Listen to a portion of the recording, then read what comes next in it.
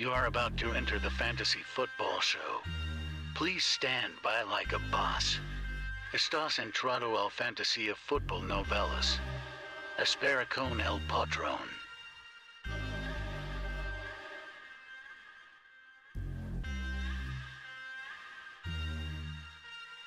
Smitty is live Monday through Friday, 7 p.m. Eastern.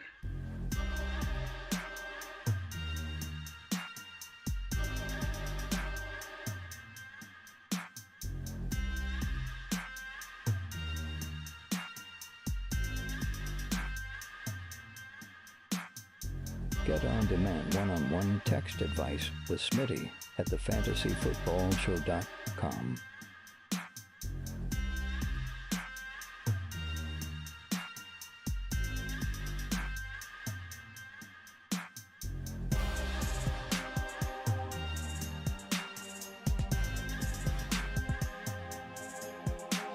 You are about to enter the fantasy football show. Please stand by like a boss.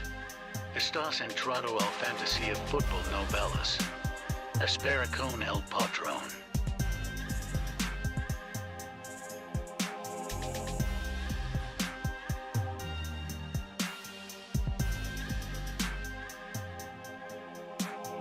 Get on-demand one-on-one text advice with Smitty at thefantasyfootballshow.com.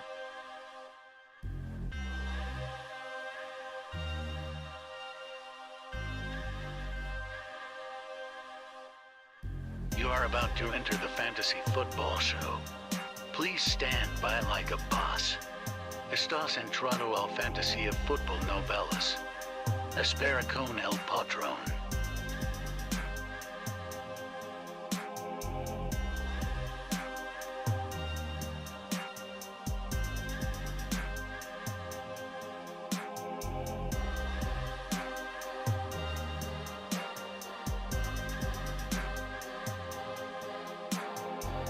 Smitty is live Monday through Friday, 7 p.m. Eastern.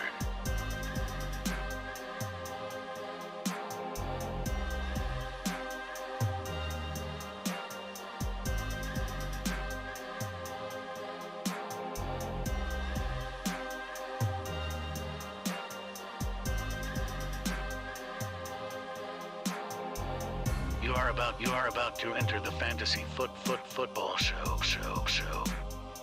Please stand by like a boss. Estás entrado al fantasía fútbol novelas. Espera con el patrón.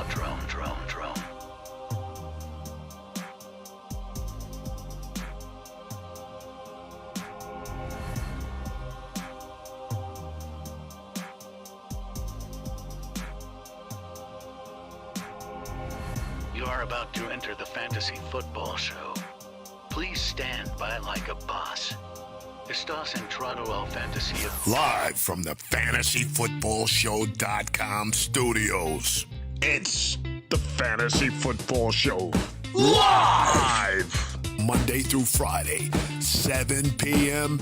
Eastern. That's right. You're here to participate in the Fantasy Football Show, Fantasy Football Court. We do this every Friday night moving forward.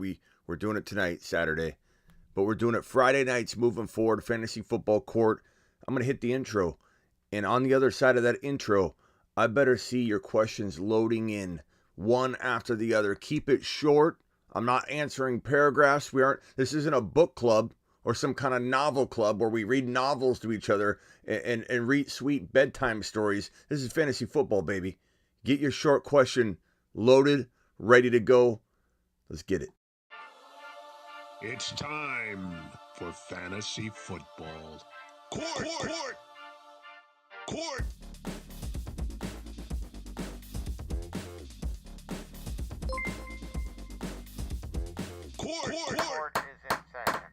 That is right. We're doing rapid fire fantasy football Q&A. Hey, Raj, maybe I'll send you a link after this segment, and maybe you can pop in if you want. Let's go. Hit me with the quick questions. I'm going to roll through these as fast as possible, and let me throw the super chats here. Appreciate you, WRM and KB, for throwing those down.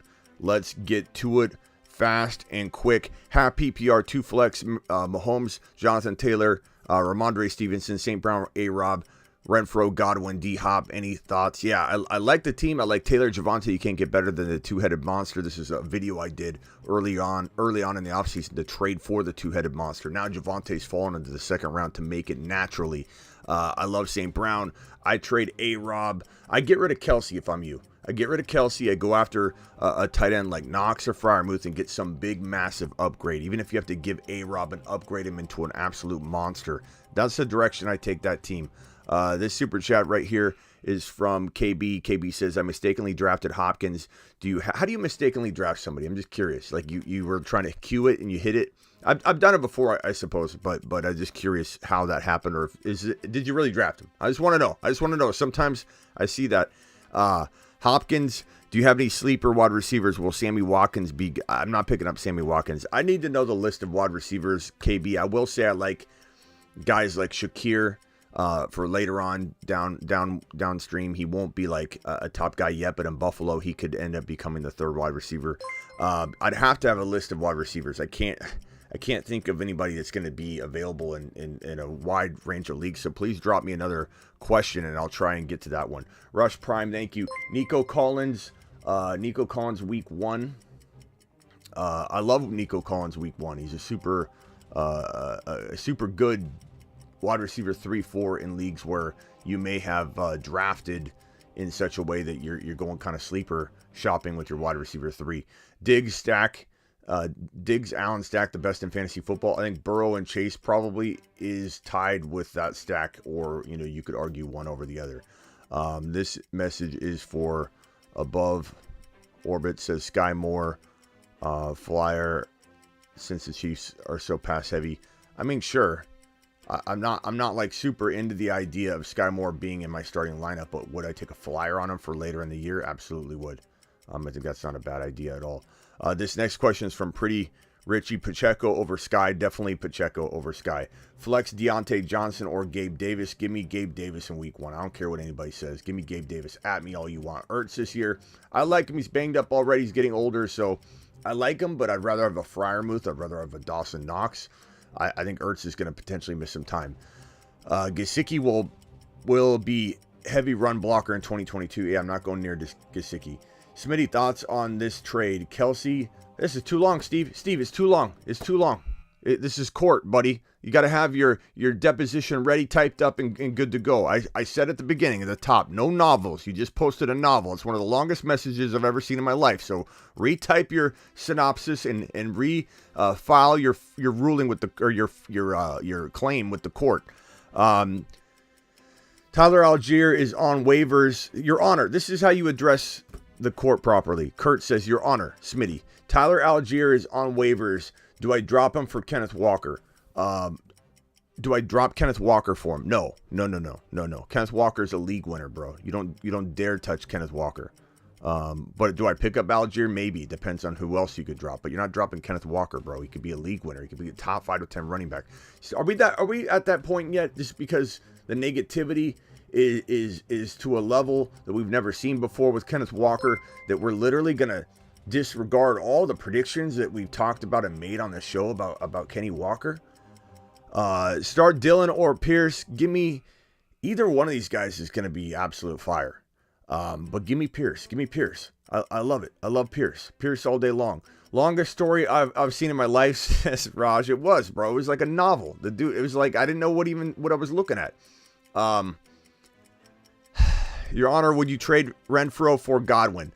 Why? Emil, why would you want either one of these guys in your lineup in week 1? You know what I'm saying? I would probably take Godwin because later on I would potentially want the volume if he's going to get it and be healthy and get back on course. But this guy's coming off an ACL tear and is barely ready if he is ready. So he's rushing back. That means he's going to have all kinds of swelling in his knee because this guy tore his ACL and they literally cut a patellar tendon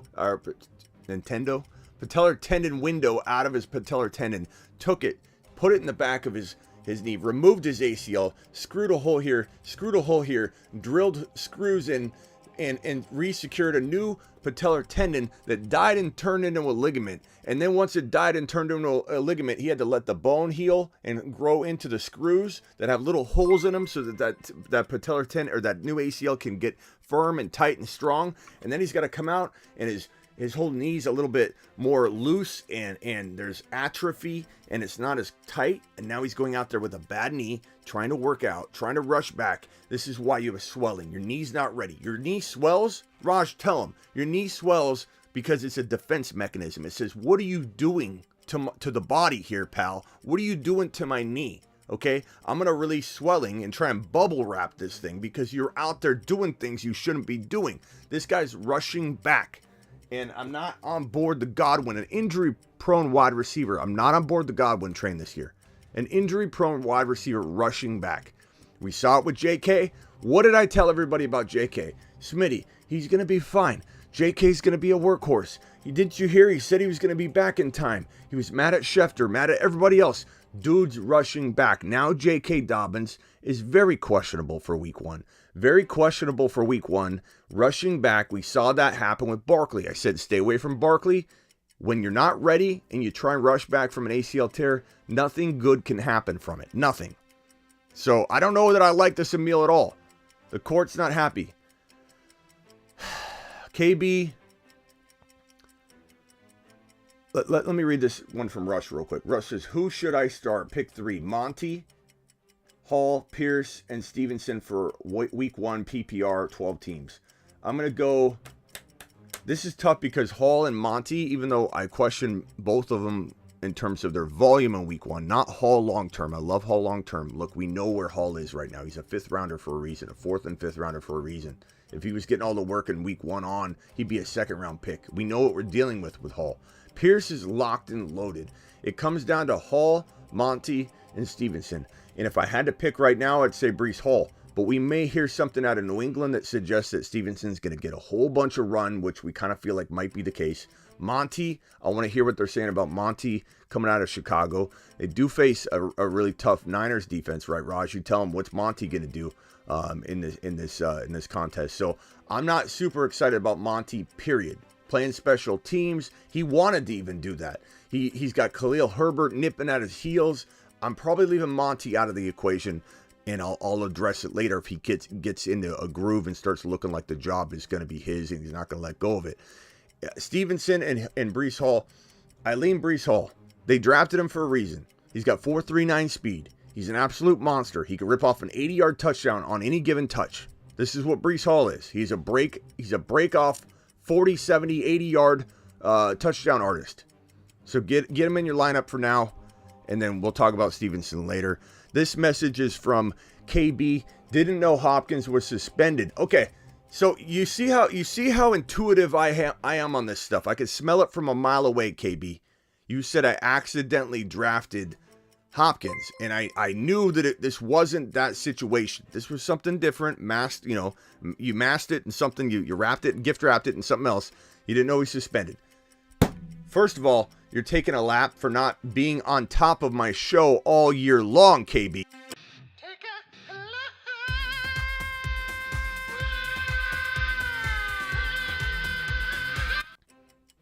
But that's okay. Oh, we reset the timer. I reset the timer. That's right.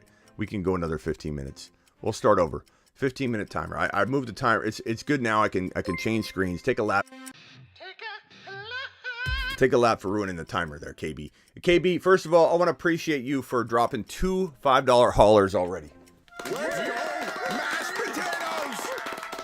Yeah, buddy. KB dropping the 2 $5 haulers. Even when I'm tossing out discipline and tough love to this man, KB. Tough love. What does KB do? Takes it with an iron chin. This guy's not going down. KB doesn't mess around. And we got a $50 hauler from Pretty Richie dropping the wad right on the screen. Pretty Richie getting the $50 hauler on. This court, I don't want people to say this court can be bought, but KB, you're going to have to wait a second. We're going to go to Pretty Richie's question next. Let's go! Mashed potatoes! Pretty Richie dropping the massive wad. This court maybe can be bought. Okay, KB, your case is on hold for 1 second. Pretty Richie says Smitty is a fantasy football guru. Stop hating on Smitty. Smitty, relax. You're legit. Who's hating on me? Did I miss something in the chat? What's going on? Did somebody say something in the chat? Did somebody come into the court and start talking out of turn? Is somebody in contempt right now? I don't know what's going on. Pretty Richie, thank you for the super chat. I will be looking for who is speaking up and talking out of turn when they should be quiet and listening to the court dish out verdict after verdict. Pretty Richie, appreciate you. This is one of the highest super chatters of the year on a previous super chat. Pretty Richie dropped like a $299. Pretty Richie, what was it? But appreciate you, Pretty Richie. We'll put you in the corner and celebrate you the rest of this docket that we got here. Okay, back to KB. KB, tough love, iron chin. Appreciate you. Didn't know he suspended. It's okay. You're here now. We're gonna keep you up to date. KJ Hamler, Sterling Shepard, AJ Green, Van Jefferson are all available. Those are not players you want. KJ Hamler maybe, but Sterling Shepard, is he even in the NFL? Like I honestly, I'm being honest. I don't even know if this man is in the NFL currently. I don't have him on my rankings at all anywhere. So I'm not even sure what we're dealing with there. AJ Green, he may be retiring as we speak. Okay, so I'm not going near that. Van Jefferson, injury. He's recovering still. But he's okay. He's still banged up, still trying to get fully healthy, but he's okay, I suppose. But give me KJ Hamler, who's also recovering from a torn ACL. You're grabbing some injured players off the waiver wire. I would look, can you give me a bigger list, KB? I'm not trying to get you to drop another $5 holler on this, but you can send it in another message. I won't say no to another super chat, but I need more names in this. Shakir is a guy I'm looking at more downstream, but acquiring now for the Buffalo Bills. I think he'll be a hot waiver wire topic. Nico Collins is one of my favorite pickup and plays. He could be a wide receiver 3-4 right now. So make sure Nico Collins isn't around. And yeah, this one's from Raul with a $5 holler. Appreciate you, Raul. Standing O's for anybody that does a $5 holler or over. PPR, Burrow, Jonathan Taylor, Etienne, Edmonds, Algier, Rashad White, Mike Evans, Gabe Davis, Ayuk, Dobbs, Pickens, Pitts, Kmet. What are my thoughts? I mean, you got Burrow, you got JT, and you got Kyle Pitts. It's like a kind of a version of the tripod. If anybody doesn't know what the tripod is, here, let's get educated. The tripod, also likened to pyramids in ancient Egypt, are constructed using Joe Burrow, Jamar Chase, and Javonte Williams. So that is a distant cousin, and then you got Etienne, then you got Edmonds, who I trade because his value is really high. I like Mike Evans. I would trade Chase Edmonds and Evans to upgrade into a top 12 overall player that is a wide receiver or a running back. I like Gabe Davis quietly sitting there on the bench or in the lineup. Love Kyle Pitts, not trading Kyle Pitts. So if you could turn Evans, or if you could turn like Ayuk and Edmonds for like an AJ Brown, like something like that, or Evans and Edmonds and Evans for Jamar Chase, and get the tripod, the stack. The stack above all stacks. It's time to drop the pancake emojis in the live chat.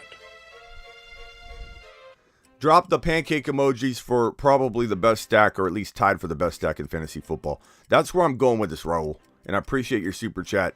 I don't know. I forgot you were there, David. Is the Allen Diggs stack? Oh, okay, perfect timing. It's tied for that stack I just showed you. All right, now get out of here. Okay, Emil dropping a super chat. QB Hurts, running back Swift, ETN, wide receivers Chase, AJ Brown, Kmet, St. Brown, Hopkins. On the bench, AJ Dillon. Nice job, Emil, robbing your grandma in the nursing home in the 6.5 man league, or 6.5 co-ed league at the nursing home, taking your grandma to school. Emil, nice job. I like it. You did good. You did good. You should be ashamed of yourself, but you did good. Okay, Cam dropping a $7 hauler. Cam, appreciate you, Cam. Cammy dropping it. dropping it like it's hot. Keaton, dropping a super chat. Keaton, I'm going to put you right here and go to you next, so I appreciate you. Did I miss any? WRM, appreciate you dropping a super right there. And then I think I'm caught up on the super chats up to that point. Raul, I got to you. If I missed a super chat, please let me know. Cam, rate my team. Rogers, CMC, Aaron Jones, Devontae Adams, Higgins, D. Waller, Jay Waddle, ETN, Lazard, Dillon, Sutton, Russ. Okay. And Dameon Pierce, last on your... Put Dameon Pierce right into that lineup, bro. Right into that lineup.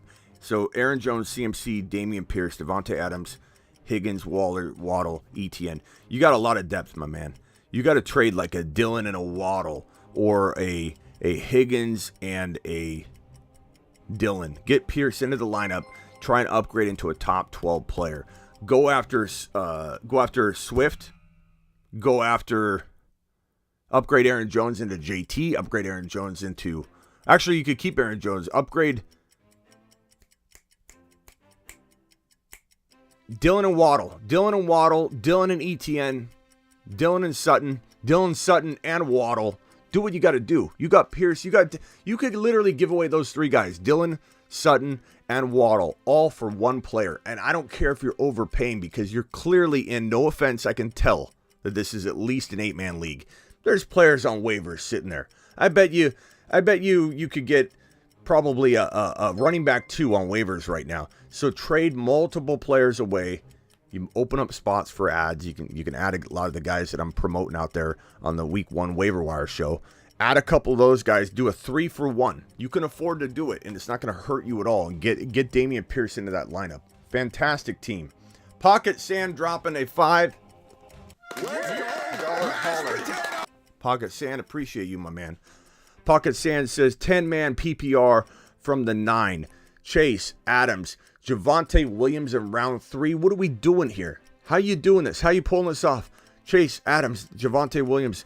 I don't love the Zeke pick, but not at that value's okay. Burrow, Kittle, love that. Mike Thomas. Trade Zeke and Mike Thomas for one player. Not to mention you could put Breece Hall in there anyway, but trade Thomas and Zeke for one better player. I'm thinking Diggs. I'm thinking Debo. I'm thinking even Tyreek Hill. Zeke and MT for Tyreek Hill. Go after all the... I'd even maybe do AJ Brown given given the fact that you got Breece Hall. Or trade Clyde and I don't know, Clyde and MT for like an ETN type or something like that. Or a wide receiver AJ Brown. Like, I'm going in that direction. Appreciate you, my man Pocket Sand. Drop it in here. Smitty, I did a crime. Robbed. I got Javonte in round 3. It's okay. No one saw it. It's not a crime. So I got Pocket Sand out of the way. We got MCF. Appreciate you. We got Fallon dropping a super chat. Fallon. Thank you, Fallon. Thank you, MCF, dropping the $20 hauler. Mashed potatoes! Yeah, buddy. Appreciate you, buddy boy. MC, this court can be bought. MC's first. $20 haulers more. 20's more than $199. 20's more than... Yeah, so just saying, the court can be bought. QB Cousins, wide receivers J.J. Hill, Lamb. J.J. Hill, Lamb. Running backs are Swift, Hall, Pierce, Dillon, Hunt. Albert O, tight end. This is weird because, like, I don't even know how you got these players. Like, you couldn't have done... This had to have been an auction draft. J.J. Hill, Lamb. Like, these are all, like, top 15 overall players. And then you have Swift, who's a first rounder. And then you got... Yeah, that's crazy. This had to have been an auction. You did a fantastic job, by the way. I don't know if somebody accidentally gave you $400 instead of $200, and it was just an accounting error, and they just kind of moved on. And you just kept spending, didn't tell anybody you dropped 400 bills in this draft, bro, because I don't know how you afforded on a $200 budget. I mean, that have to have been corpses you were drafting with. You work at the morgue, don't you, MCF? You work at the morgue, and you play with 11 corpses. Congratulations, you beat them. You beat them.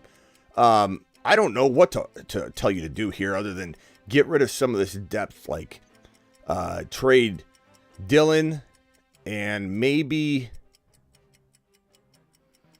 I mean, you could trade Hall and Dillon, or London and Dillon and Hall all for like one player. You could afford to do it. Like, you have to get creative because you don't really have any in-betweens. You have big guns, and then you have a Dillon and a Hall. And I love Hall, and you're not going to get a lot for him like you should. So it's you might just want to wait. You might need to wait and let Dillon and Hall gain value and Pierce, and then make a trade post week 1.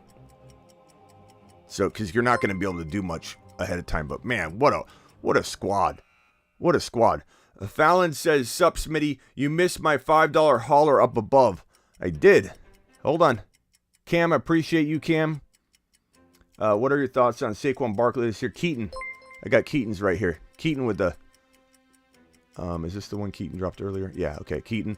My thoughts on Saquon Barkley. He's a good third rounder. I don't go anywhere near round 2. I just like other players better. It's not like a big deal. I just don't like him in round 2. Trade ideas for Mahomes and Kelsey stack. Mahomes for Burrow could get you an upgrade of some kind, because apparently people don't understand Burrow's the next top 3 quarterback. Kelsey, if you can pick up a tight end, you could trade Kelsey straight up for like Hill or A.J. Brown or ETN and get some more in addition to that, or just, buy low or buy high on one of those guys. You can do a lot with those two. You could trade those two. They're very tradable players. Let's see here. Pretty Richie again. Appreciate you. I'm looking for that extra $5 hauler, pal. Hold on. KB. Fallon. Here it is, Fallon. Fallon slipped by me. Okay, we got a $10 hauler from Vic.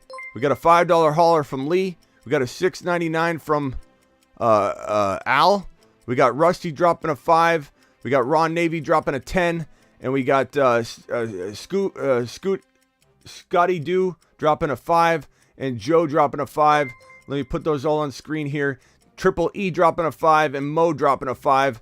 Hold on. Pocket Sand. I think I'm caught up to that point, dragging them on screen. Fallon. I'll give you all a standing O as we go. The judge is busy tonight. We got a $1.25 left. And I got to extend this show. Okay, so sup, Smitty. Thoughts on a 12-man full PPR Russ, CMC, Javonte, Judy, A-Rob, Kelsey, Monty. I like this, bro. I like this. What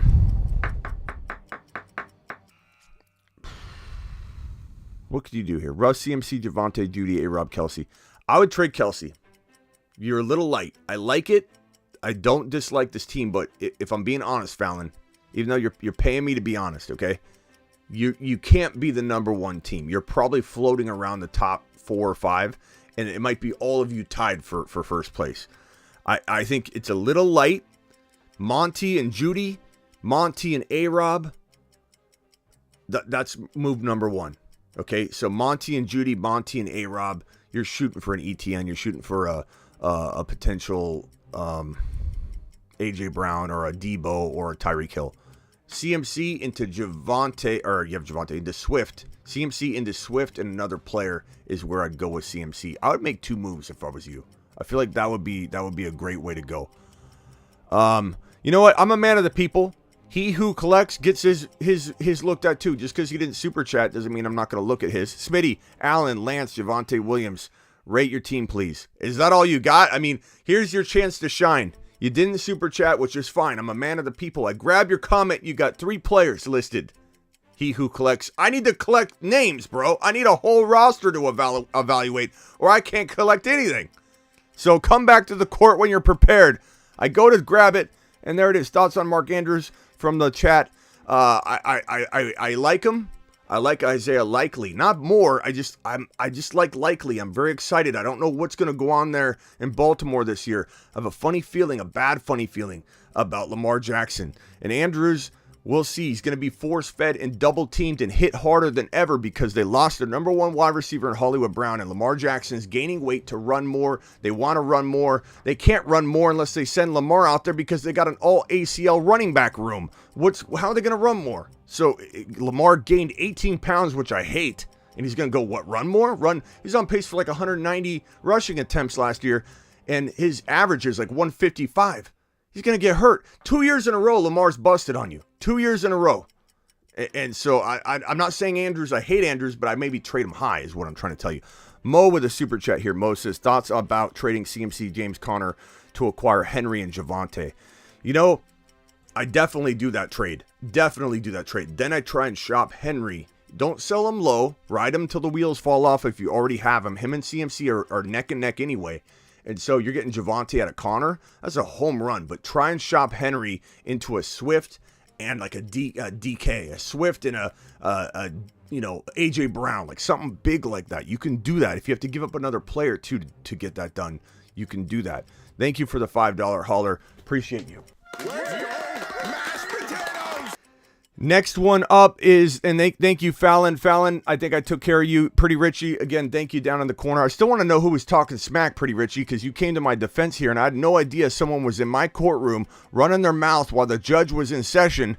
Stop hating on Smitty. Smitty, relax. You're legit. I don't know what this is about, Pretty Richie. I still appreciate you, but I have no idea what was going on. Was somebody talking smack in the courtroom? Mixon, this is from Triple E. Triple E dropping the $5 holler. Hurts, Mixon, Swift, McLaurin, Deontay Johnson, Goddard, Cooper, Stevenson, bench. Okay, bench looks mediocre at best. I like Herbert a little bit. Hurts, Mixon, Swift, McLaurin, Deontay. Not a huge fan of Deontay. I would trade Cooper. Could you trade Cooper and Mixon for like a Najee or a Swift, or I mean a Javonte? Get Swift and Javonte together, Mixon and Cooper, like a little tiny baby upgrade. You know, I kind of like that.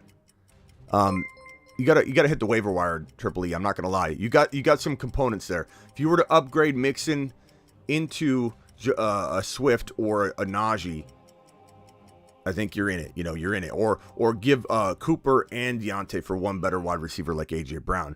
Then you got to hit the waiver wire. You're going to need to hit something on the waiver wire. But I'm here for you. The show is here for you. I'll definitely be able to take care of that. Nick, thank you for the super chat. Cold, I got your super chat on screen here. Appreciate you. 215 in here, only 61 likes. Punch that thumb up button.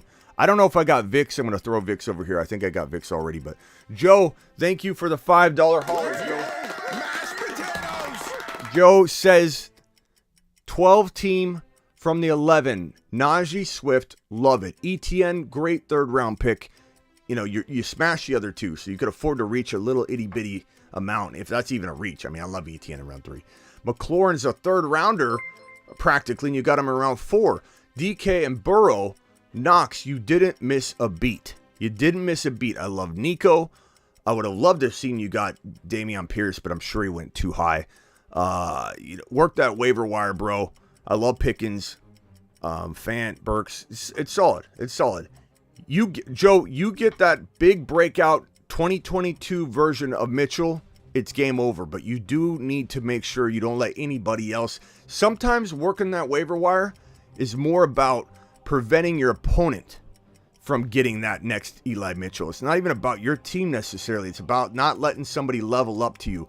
Joe, you need it not only for your team to take that little baby step above everybody, but you need to play defense by grabbing that player anyway. You do that, Joe, you will be on your way.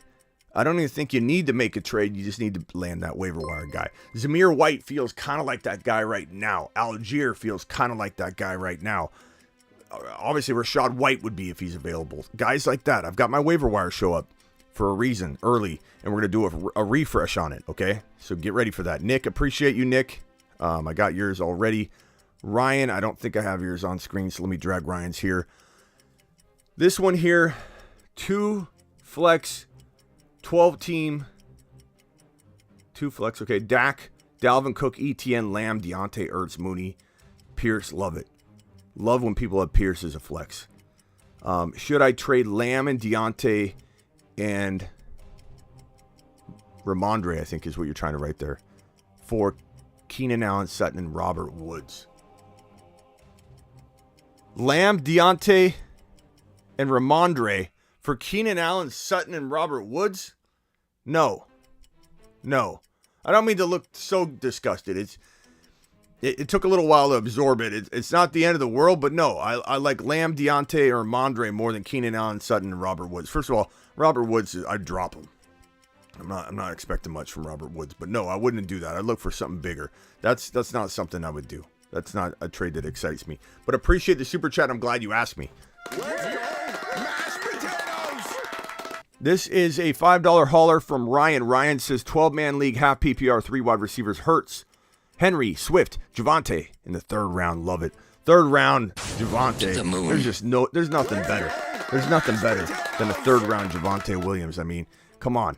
That's like Christmas early. That's like having Christmas come. You close your eyes, it's July. You wake up, it's Christmas Day. Like, how do you even get better than Javonte in the third round? Everything else from this point on in your life is going to be miserable because you got Javonte in the third round. Henry, Swift, Javonte. Try and shop Henry for I would say Swift or Javonte, but you already got him. You could ride the wave until it crashes. I wouldn't be opposed. Don't sell low, but I would contemplate selling them because your wide receivers aren't as good as your running backs, and nor should they be because your running backs are stacked. But I think because you got Javonte and you got Swift, and you weren't really expecting that, right? You could maybe trade Henry for a JJ or Jamar Chase, like you may want to in retrospect. If you knew, you probably would have made that selection if you knew for sure you were getting Swift and Javonte. That's kind of where I take this, man. You got Kyle Pitts too. I didn't even see Kyle Pitts until, oh my God, Kyle Pitts at the bottom of this team, just sitting there hiding. I love it. Cooks and Dobbins for one player, like an A.J. Brown. Do something like that. Consider getting rid of Henry at the right price for a Chase or a JJ or a Cup. Cup owners might be a little worried about him. And I think I'd make that trade for Derrick Henry, to be honest. Who would you pick with the 4th pick, non-PPR, if Eckler, JJ, and Cup are all available? If you believe that running backs are going to be scarce in this league, and you can't just think that. Everybody thinks that. If you know that, if you're being, you're being scientific about this, okay? It's science, bro. It's not difficult. Does your league consume running backs to like a crazy degree, or could Javonte be there at the end of that second round? Could Aaron Jones be there? I think if the answer is no, it's running back heavy. These guys draft nothing but running backs. You may want to go RB. And Eckler's a pretty safe RB. Even in PPR, relatively speaking, all the running backs lose value together, relatively speaking. The only guy that goes up a little would be Chubb and Henry, but I'm worried about both those guys, so I'm not going to go after them just because the point system changes. So if you're really worried about it, you could get, if you think you can get, here's the thing. If you're wrong, you're going to get burned. Okay, if you're wrong, you're going to get burned. If you think you can get Tyreek Hill or Debo in round 2 to go along with your Eckler that you drafted at the 4 pick or whatever, then you're going to be fine. But if you don't think Hill or Debo will fall to the second round, then running backs didn't get consumed like you thought, and you should have went with the wide receiver and then picked up an Aaron Jones or whatever. But you got to make that call for yourself. I appreciate the $10 hauler, pal. To the moon you go, and ask a question anytime. Appreciate you. Let's see here. Scotty, let me get a question from the chat here. Dobbins won't be ready. That's right, Pretty Richie. We've been saying that on the channel all year long. People acting like Dobbins was going to be ready, acting like I was crazy to say stay away from Cam Akers. Do you know how much no Cam Akers video footage I put out over the last 6 months? No Cam Akers. Don't go near Cam Akers. Don't go near J.K. Dobbins.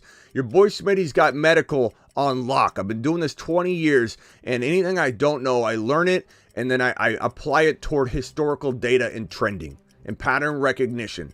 You could go to a doctor who knows how to explain something maybe a little bit better than me.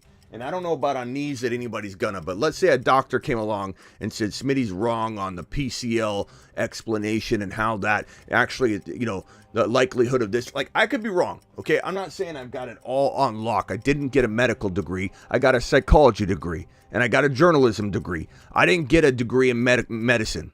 But what I do have is a particular set of skills I've acquired over a long career, skills that make me a nightmare for your fantasy opponents, and that's me putting it all together and telling you that I've seen this injury and how it's related to fantasy football, more so than talking about just the injury. A doctor could come in and tell you about an ACL tear. I can tell you about an ACL tear and the likelihood of, and the way that it translates into fantasy football. What's the likelihood of the player playing? How many times have I seen a player come back? What have I seen? What are the susceptibilities of that player coming back? Hamstring injuries, swelling, sitting out practices. They're already injury prone, and now they're sitting out practice. They're already injury prone, and now they have swelling. There's a whole lot of components involved, and that's what your boy Smitty's here to do. I don't even know how I got off on that tangent. I think it's because I'm going 100 million miles an hour here in fantasy football court. And I know that for some of you that have just joined for the very first time, you might be a little stressed out. You might think something's going on here. What's this guy on times 2 play? Is my YouTube still on times 2 play? Why is this man still talking? This is how we roll on Fridays. Fantasy football court is not a quiet court. I'm not a quiet judge. I'm here to dish out not only results, but here to tell you and educate and talk and learn from you too, because my people are the best. 245 people in here, only 84, 240 and only 86 thumbs up. That is a travesty in my court, and we need to have more thumbs up or we're going to start sending people toward the doors. 10-man PPR, A.J. Brown, Russell Wilson, Sutton, Godwin, Cook, Schultz, Eckler, Javonte, Dillon, Hunt, Algier, Walker, B-Rob. IR, you have a buddy that wants A.J. Brown, and he has Justin Jefferson. Well, you could give him Dillon on top of that. You could give him Hunt on top of that. You could give him Walker or B-Rob. You could give him Cooks. I would give him Cooks and your A.J. Brown for his Justin Jefferson. I would give him any number of those things. Dillon and Cooks for JJ, I would do that. I would do that in a heartbeat.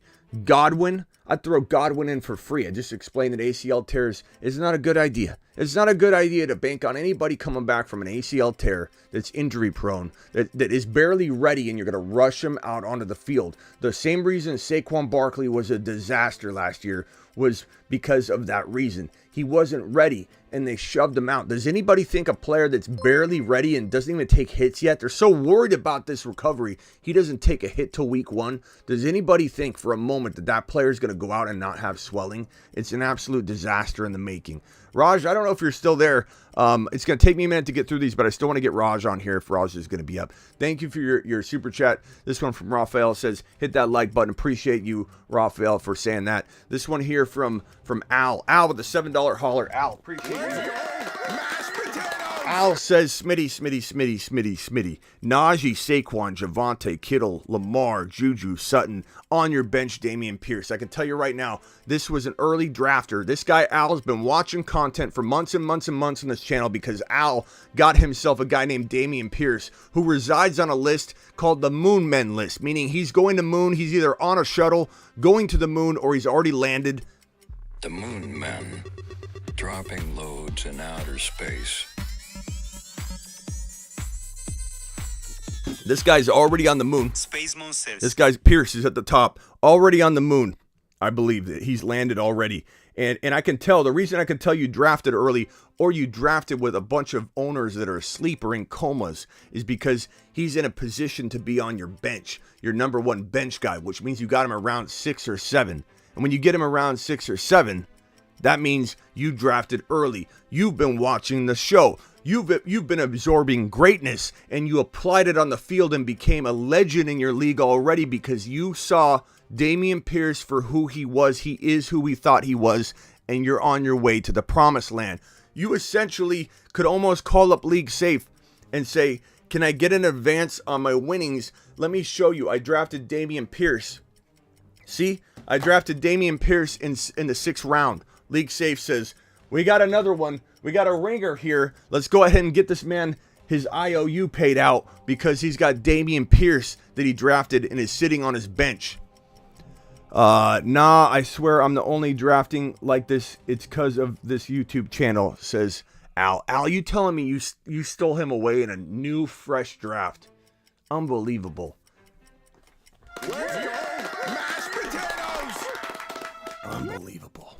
Okay, back on track here. I like your team. I'm trading Edmonds away while the value's hot. Edmonds could be worth nothing in a couple weeks. I really firmly believe. Sutton and Edmonds for an A.J. Brown. I start small. You know, Sutton and Saquon for a Swift. Sutton and Saquon for a Diggs, maybe even a Debo. I mean, and that's a little bit of an overpay, but like you can afford Sutton. Throw Sutton in for free almost to get a baby upgrade, because even if I'm wrong and Edmonds is good, or throw Edmonds in for free. I'm sorry, Sutton throw around a little less with a little bit more care and discretion. But you could go and throw Edmonds around like a rag doll. Just toss him in like it's a buy one, get one free. And upgrade Saquon even a little bit. A little safe baby bump on that. Because Edmonds, if I'm wrong, you're still getting the upgrade. If I'm right and Edmonds falls off, you got rid of him and got something for it. I'm not asking you to give him away for free. Just hand him out. But you give him away as like a free, here, I'll give you 2 players for your one, even if it's a small upgrade, one that they might not even feel is an upgrade. They might do it like they're getting a free Edmonds. Maybe they contemplated going player whatever versus your Saquon, and you can get this bump. That's what I'm all about, bro. Put some respect on that like button. This is Pretty Richie, who dropped a $50 hauler earlier in the show, and I still don't know what was going on. I haven't seen the chat. The chat's going crazy. I don't know. I can't read it all. Let me grab a question from the chat, because I don't want people to feel left out. Cam Akers or Henderson? Neither. I'm not going near either one of them. I feel like if they're both fully healthy, I might lean in the direction of Hendy until we know what's going on with Cam. But there's a reason I said stay clear from this situation the entire offseason. And how many people came in the chat? Admit it. How many people came from my neck week in and week out when I said avoid Cam Akers? When he was going in round 3. Now he's going in round 5, 6, 7. DK Metcalf. I love DK Metcalf. So, DK Metcalf is built into 5th round value. Smitty dropped the membership like. Okay, if you guys want to jump into the YouTube exclusive membership, get your emojis, help support the channel. There's a $1.99 membership level.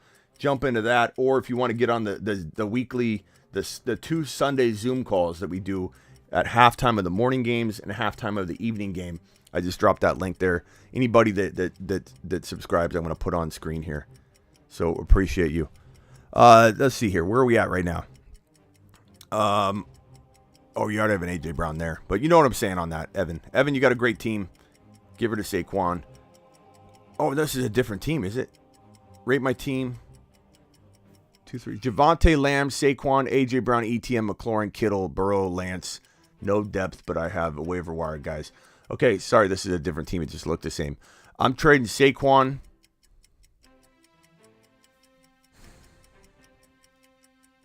Yeah, there's not much you can even wiggle around, bro. I mean, I don't have a whole lot to go on. You almost have to roll with this until you get somebody on the bench that can up the value of something. They're all so evenly spread out. Like I don't really see a player like you can get from McLaurin and Saquon. Just roll Saquon out. You're one of the few people I'm going to say just roll it out in week 1. Work the waiver wire. Don't try and do anything, because I don't think you're going to get what you should get unless you could trade Saquon straight up for somebody that's of similar value. Bring that to me. But past that, I don't think there's much to do. I think your team's good enough to win. You got good, well-rounded depth. I actually like your team a lot. It was like an 8 out of 10 if I had to say, or 7.5 to 8 out of 10. Just leaving room for waiver wire improvement and jumping on any trades that might come your way. Appreciate your super chat. This was that same one right here. So thank you, Evan. I appreciate you. East Coast Tatty dropping a $5 hauler on screen. Let me put that on here. If I missed anybody's, please let me know. I got them right here, though. East Coast Tatty said, just finish a keeper draft full of snipers. I got Josh Allen, Javonte, Pierce, AJ Brown, DK, St. Brown, Kittle, and Zamir White, Algier, Herbert, and D-Hop. I like this. I like that you got D-Hop for later. St. Brown, DK, AJ Brown, very, very underrated wide receiver room. Love the running backs. I don't think there's anything to do here, but just wait and let Pierce gain value. Let AJ Brown gain respect. Let DK gain respect back. Let St. Brown dominate and become a top 10 potential wide receiver. Nothing to do here. Very good team. I get it. You got sniped, but you still walked away with a very, very solid squad that's very capable of being that team that can beat anybody. Help. Should I draft Akers or Henderson? Should I draft Akers or Henderson? Jason, I just got done explaining that I don't go near this situation whatsoever. This is contempt. No show for you for 1 week, Jason. I want you to close the browser, come back 1 week from today. I already explained this. I appreciate you, though. Mike Williams or Waddle in the 4th round. I like Mike Williams right now because Waddle's banged up, bro.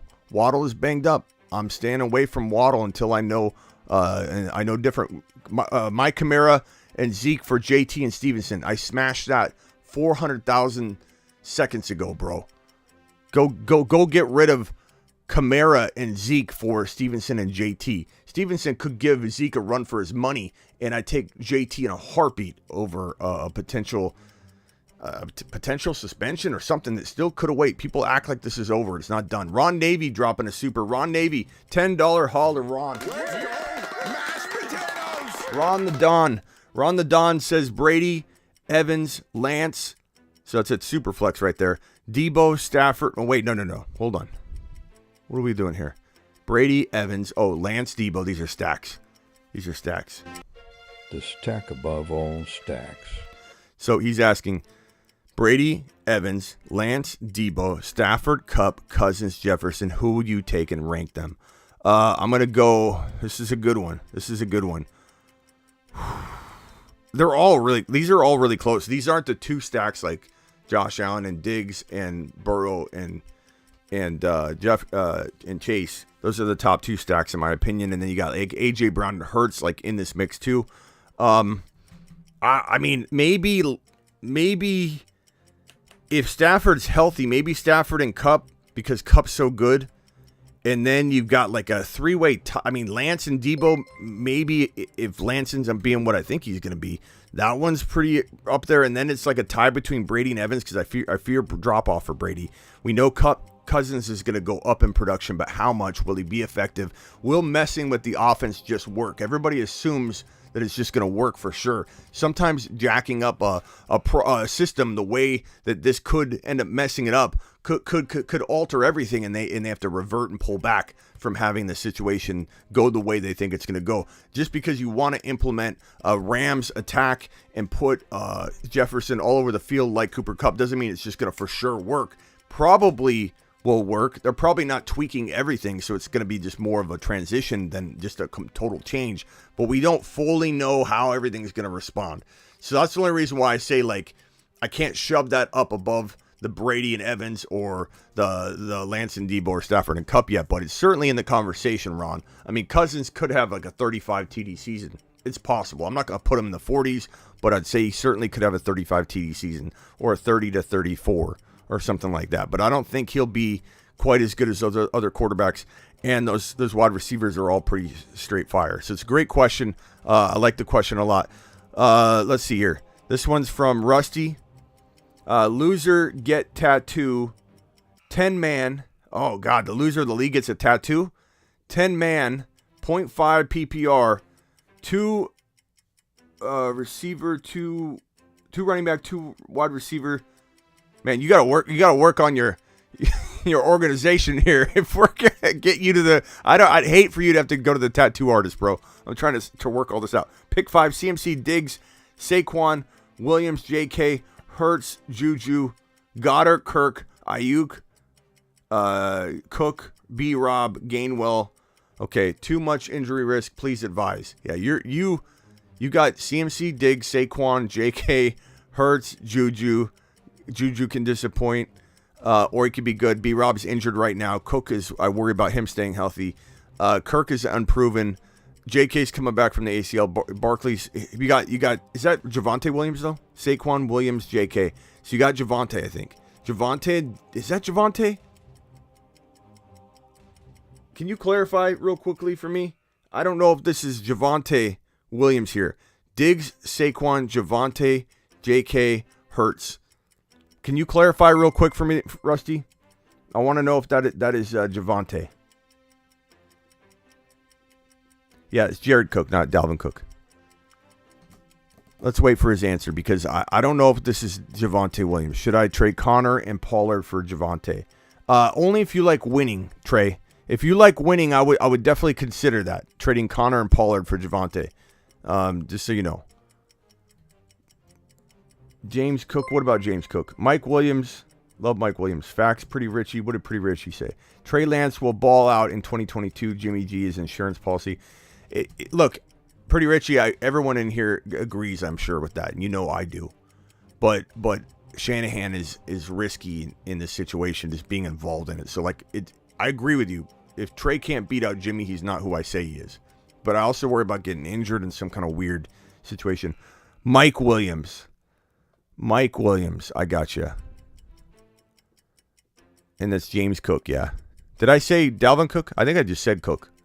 Okay, so Mike Williams. Not a lock either. Like this is a tattoo potential waiting to happen, or you're gonna blow everybody out of the water if everything landed. Oh my God, Saquon, CMC, Mike Williams, JK. This feels like you could be getting a tattoo if things go bad, but I do like the upside.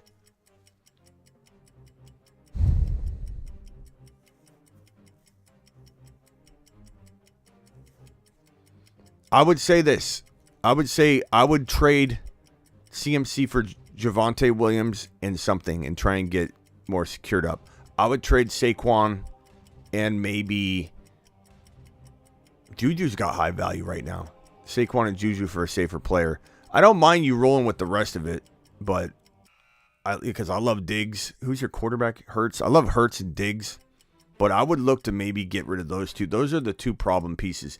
JK and Saquon for something. Yeah. Kirk is some pretty decent trade value right now. You got to make some moves, though, along those running backs, because those running backs are proven to leave you high and dry. Why would you want both of them in a situation where you're getting tattooed at the end of it? You're trusting Saquon Barkley and Christian McCaffrey with a tattoo at the end? I don't think so, bro. I don't think so. Emil says trade Davis Ford. Trade Davis for St. Brown. Trade Davis. What Davis are you talking about? Davis Price? Davis Mills? Like, what are we talking about here? I love St. Brown. Add Collins, drop Burks. I would probably say that's a toss-up because Burks is going to get a ton of volume. I like Nico Collins a little better, but then again, Burks is going to be the number one potentially for his team. So I'd say try and keep Collins somehow or pick him up, but I don't know that I'd cut Burks. Add Zamir White, drop Khalil Herbert. That's a toss-up too. We just don't know. It's injury that's going to cause an opportunity to open up. So with Zamir White and Herbert, we can't predict which starter is going to go down. So I feel like it's a very close. Let me know what you're talking about on this one. I'm going to put you in the Gabe Davis. Okay. Gabe Davis for St. Brown. I would say St. Brown, but I think Gabe Davis is probably I think St. Brown's probably safer and just has higher upside, but I like Gabe Davis a lot. These are tough ones. These are like almost like why do them trades, you know what I mean? Why do them? Why do them ads? Why do them trades? I like my trades to be more clear-cut. 2-for-1s. Giving up like 2 players to try and get one better talent. These are like even Steven trades that like you're going to regret. You're going to make the wrong decision. I would probably make the wrong decision 6 times out of 10 on these. Gabe Davis or St. Brown, they're so close.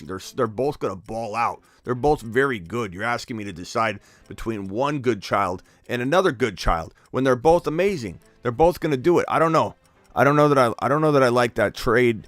I'd probably rather have St. Brown. I think St. Brown has a better chance of being a top 8 to 10 player. I just put an Instagram post up. I'm going to put my money where my mouth is on that and say St. Brown. But I don't know that I like trading Gabe Davis. If St. Brown can be acquired using Gabe Davis, maybe you can keep both on the roster and offer something else up. But I'd take St. Brown. Kyler, Saquon, Javonte, Elijah, Mitchell, Kirk, Kelsey, AJ, Dillon. Kyler, Saquon, Javonte, Elijah Mitchell, Kirk, Kelsey, AJ, Dillon. You need something else, broski. That seems like a very light team. I don't know. Can you list off more players? I thank you for the super chat, but you definitely need something, bro. And any team that has Saquon Barkley tonight, I'm going to be telling you to trade him. I'm going to be telling you to trade him. Just plain and simple. Grab one from the chat. Smitty, Mahomes, Russell Wilson, David Montgomery, Kelsey, Lamb, Gibby, Thielen, Devontae Smith, Michael Thomas. Trade Michael Thomas while he's got value, and Gibby. Try and go after some kind of third-round talent. That would be my advice, broski. St. Brown or Michael Thomas. Give me St. Brown. He's a top 10 wide receiver. Potential. I love him, bro. Gabe Davis can pass as well. Many don't realize. Yeah, but how many touchdowns are you going to really count on that? You know what I mean? But I do love Gabe Davis. He's versatile. $7 hauler. Appreciate that one. St. Brown, Michael Thomas. Appreciate that question. Lee says, hey, Smitty, 12-team PPR. What are your thoughts? Russell Wilson, Breece Hall, Dylan, Jamar, JJ. I love the double wide receivers there. We got what's a name we could give the Jamar and JJ? You know, like we'll have the stack above all stacks. We'll have something like that for that. But what do we call that? The double deuce? Like what do we call the Jamar, Chase, and JJ? The double J, double J something. The double deuce surprise. Like what are we calling this? The Twin Towers? What is this? The top 2 wide receivers in fantasy football. When you own that, we gotta have a name for that. OC Dirk says trade Barkley. How is that worthy of not one eyeball emoji, but 2 eyeball emojis? He's been missing for 2 years, and you're raising your eyebrows to my statement of trade Barkley? Did he just say trade Barkley? Doesn't he know he's coming back from a 2-year hiatus? Am I going to drop? What made you put 2 eyeball emojis? When you inserted one, what made you think this is deserving of a double? I'm going to put down the duch of the eyeball emojis, because Barkley's such a secure man of glass that we're going to put him out here. Literally eyeball emoji this dude. You can't use eyeball emojis this way. It's an inappropriate use of eyeball emojis. Nick, I missed your super chat. I mean, I'm looking for it, broski. Hold on. Fane, appreciate you. Junkie, appreciate you. Let me get Vic's up here because Vic was first. Junkie, thank you for your super chat. I'll get to these in 1 second. Kenwar, appreciate Kenwar dropping the $10 hauler. Emil, I think I got Emil's trade for St. Brown. That was that question. Thank you, Emil. Appreciate you. Who said I missed their chat? East Coast Tatty. I got East Coast Tatties. Evan, I got Evans rate my 12-man league waiver wire guys. I remember reading that one. Raphael, thank you. Hit that like button. Said Raphael. Al, thank you, Al. Where is this guy's super chat? Ryan. Did I get to Ryan's? Ryan's super chat was Kyle Pitts. I remember getting to that one. Ryan, good job. Romp. Did I get Romps? Maybe I didn't get Romps. Who was it that said that down there? Nick. It was Nick. Kyler, Saquon, Kelsey, AJ Dillon. I still need more information on this one. I'm going to put that one in the corner here. Nick says 12-team auction. Kyler, CD, Mike Evans, Mixon, AJ Dillon, Pitts, Thielen, Bateman, Ayuk, Hunt, Lockett, James Cook, Komet. I like this one. I'm trying to upgrade Mixon or Evans. I like Kyler. I like CD. I like AJ Dillon. I like Pitts, but I'm definitely trying to use Bateman on the bench. I'm trying to use Hunt. I'd maybe combined Evans and let's see, Dillon and Bateman and Mixon for a tiny upgrade. That would be my number one objective. I do like the team, but I think it does need one move like that. I appreciate your super chat. Romp with a $5 hauler, and this one goes to Nick as well. Nick, appreciate you. Romp says 12-team PPR, 2 flex, Dak, Cook, ETN, Lamb, Deontay, Ertz, Mooney, Pierce, bench, Ramondre, Hendy, Jacoby. Should I trade Lamb, Deontay? Oh, I already got to this one. Yeah, that was definitely a no, Romp. That was definitely a no. Kenwar with a $10. Let's go, mashed potatoes! Kenwar says 10-team Superflex QBs are Joe Burrow and Lance. Running backs are Aaron Jones and Zeke. I don't like Zeke, Kenwar. You know that. Wide receivers are Kupp, Debo, Diggs. Love those wide receivers, bro. Woo. Henderson, Madison, Algier. Wow. You could afford to have Zeke at that point. Debo, Diggs, and Cooper Kupp is absolutely phenomenal. Tight end, Goddard. That's a great tight end. Tony. Let's see here. I would say Aaron Jones and Zeke. Man, that's great. You can't really do much. I mean, Hopkins and Zeke for like a little bit of a bump. Hopkins and Aaron Jones for a little bit of a bump. I mean, that's the only thing I can think of. Your team's fire. Those wide receivers are so good. Kenwar, there's not much to advise you to do because you don't have a lot of depth to do it, and I don't know that I'm trading that team away. Those are absolutely phenomenal wide receivers, and I'd love to see how you make that work. If anything, you just make sure not a single person beats you on the waiver wire this year, and you're going to absolutely smash everybody. So be that guy, Kenwar. Be that guy. Don't let anybody beat you on that waiver wire grab. 250 people in the building. Punch that thumb up button. Rate my team. 7th pick, 10 team. Superflex, Kyler, Javonte, Connor, Chase, Hollywood, A-Rob, Schultz, Jacobs, bench, Ayuk, Tony, Walker, Myers. Who's your second quarterback in the Superflex? It looks like you don't have one. I love that you have, I see Burrow, but do you have Burrow? Is that Burrow? You said Burrow bench, but that can't be Burrow. He's last listed, but maybe it is. I guess you have Burrow and Kyler. If you have Burrow and Kyler, bro. I think you have Burrow and Kyler by the looks of this. Burrow and Kyler.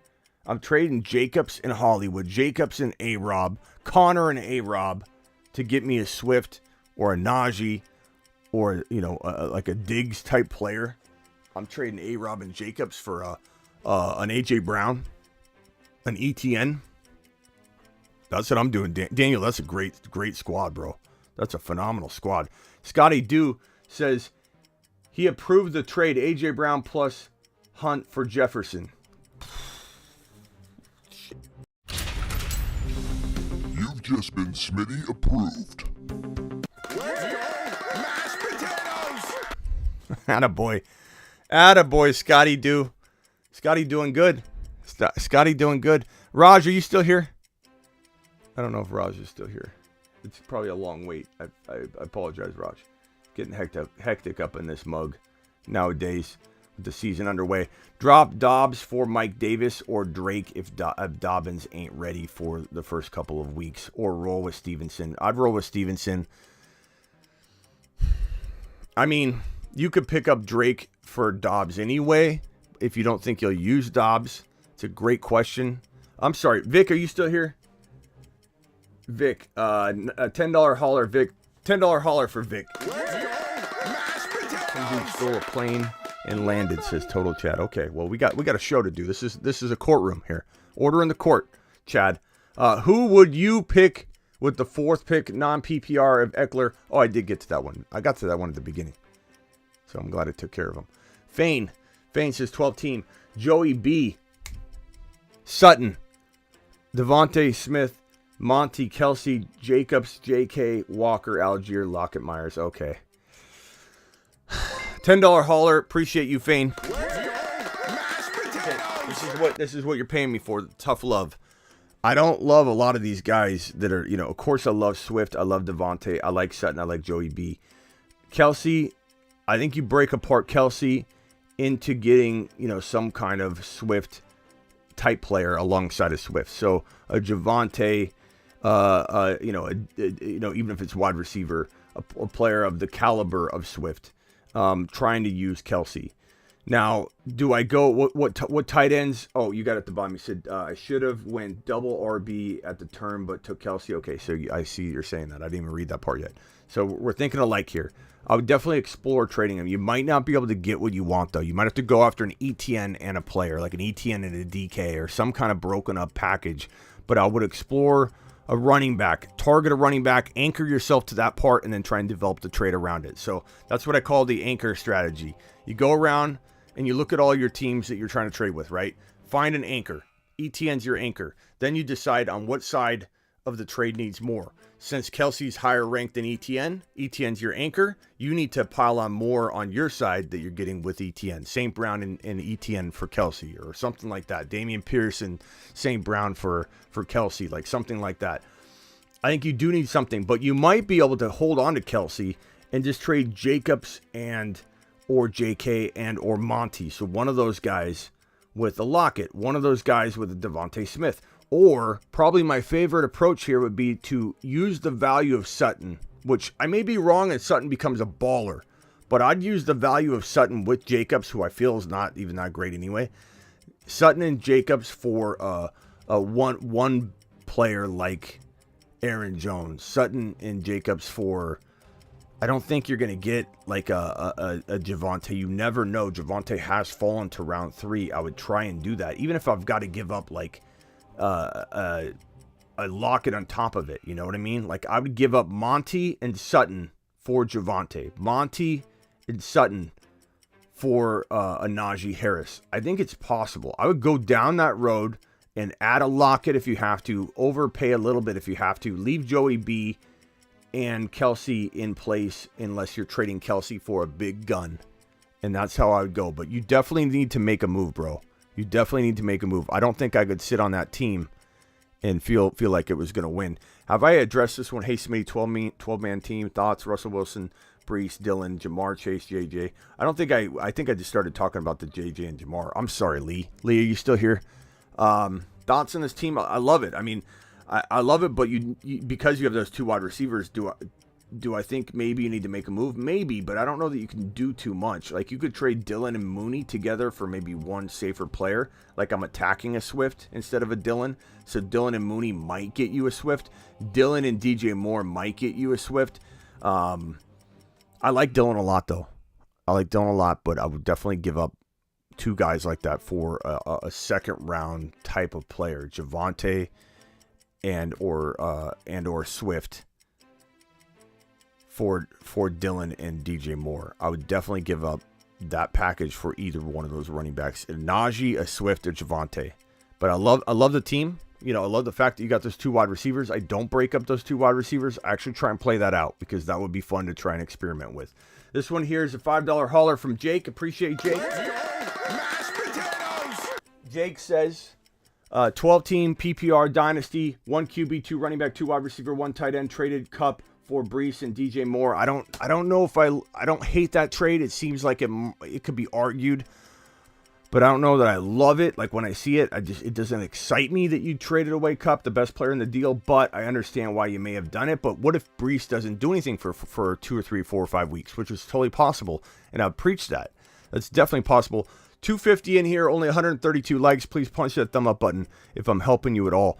I just think that what if you start off 0-3 because you only have DJ Moore against Cooper Kupp in a Brees Hall sporadically playing for you until he gets into a rhythm. I think he fully will, but we're packaging him into 4th or 5th round value for a reason because we don't know when he's fully getting unlocked. Not sure I loved that move overall. Maybe you panicked over the shoulder or the elbow of Stafford, and you can't let things like that make you trade a person that's like a degree of separation away, like Kupp. I know it's concerning, but I definitely would have got a lot more than that. I venture to say your league felt that way too. So Jake, bring those to me. You also can come to thefantasyfootballshow.com, broski, and get my one-on-one text device, the bold predictions, the rankings, all that stuff, the trade calculator. I invented the trade calculator to my knowledge. I've researched and tried to find somebody that invented it before me in 2003. So I've got trade calculator, bold predictions, rankings, all that good stuff at thefantasyfootballshow.com. The one-on-one text device. You could text me these things before you do them. So get the text device, go, run, get it. Let's see. You've got Jefferson. Akers, I get rid of Akers if you can. Hopkins and Akers for one slightly better player. Swift and JJ. Man, you had Swift, JJ, and Cooper Kupp. I like that. I like that a lot. You still had a little bit of room you needed to work on some things, Jake, like trying to pick up the best pickup of the year. That would have helped, things like that. But that was a phenomenal team, Jake. I don't hate it. You didn't do bad, but you definitely need to now have something happen. Have I got everybody super chat? I think I have answered all of them. Dan, I got Dan Rate, my team 7. I got that one. Scotty Do. I think I'm caught up. Let me send Raj a link and see if Raj wants to get in here. I don't know if he's still up or what. If Raj, if you're up, I'm sorry. Raj is probably waiting. Or he went to sleep. He's probably like, F this, I'm out of here. Let me send this to Raj.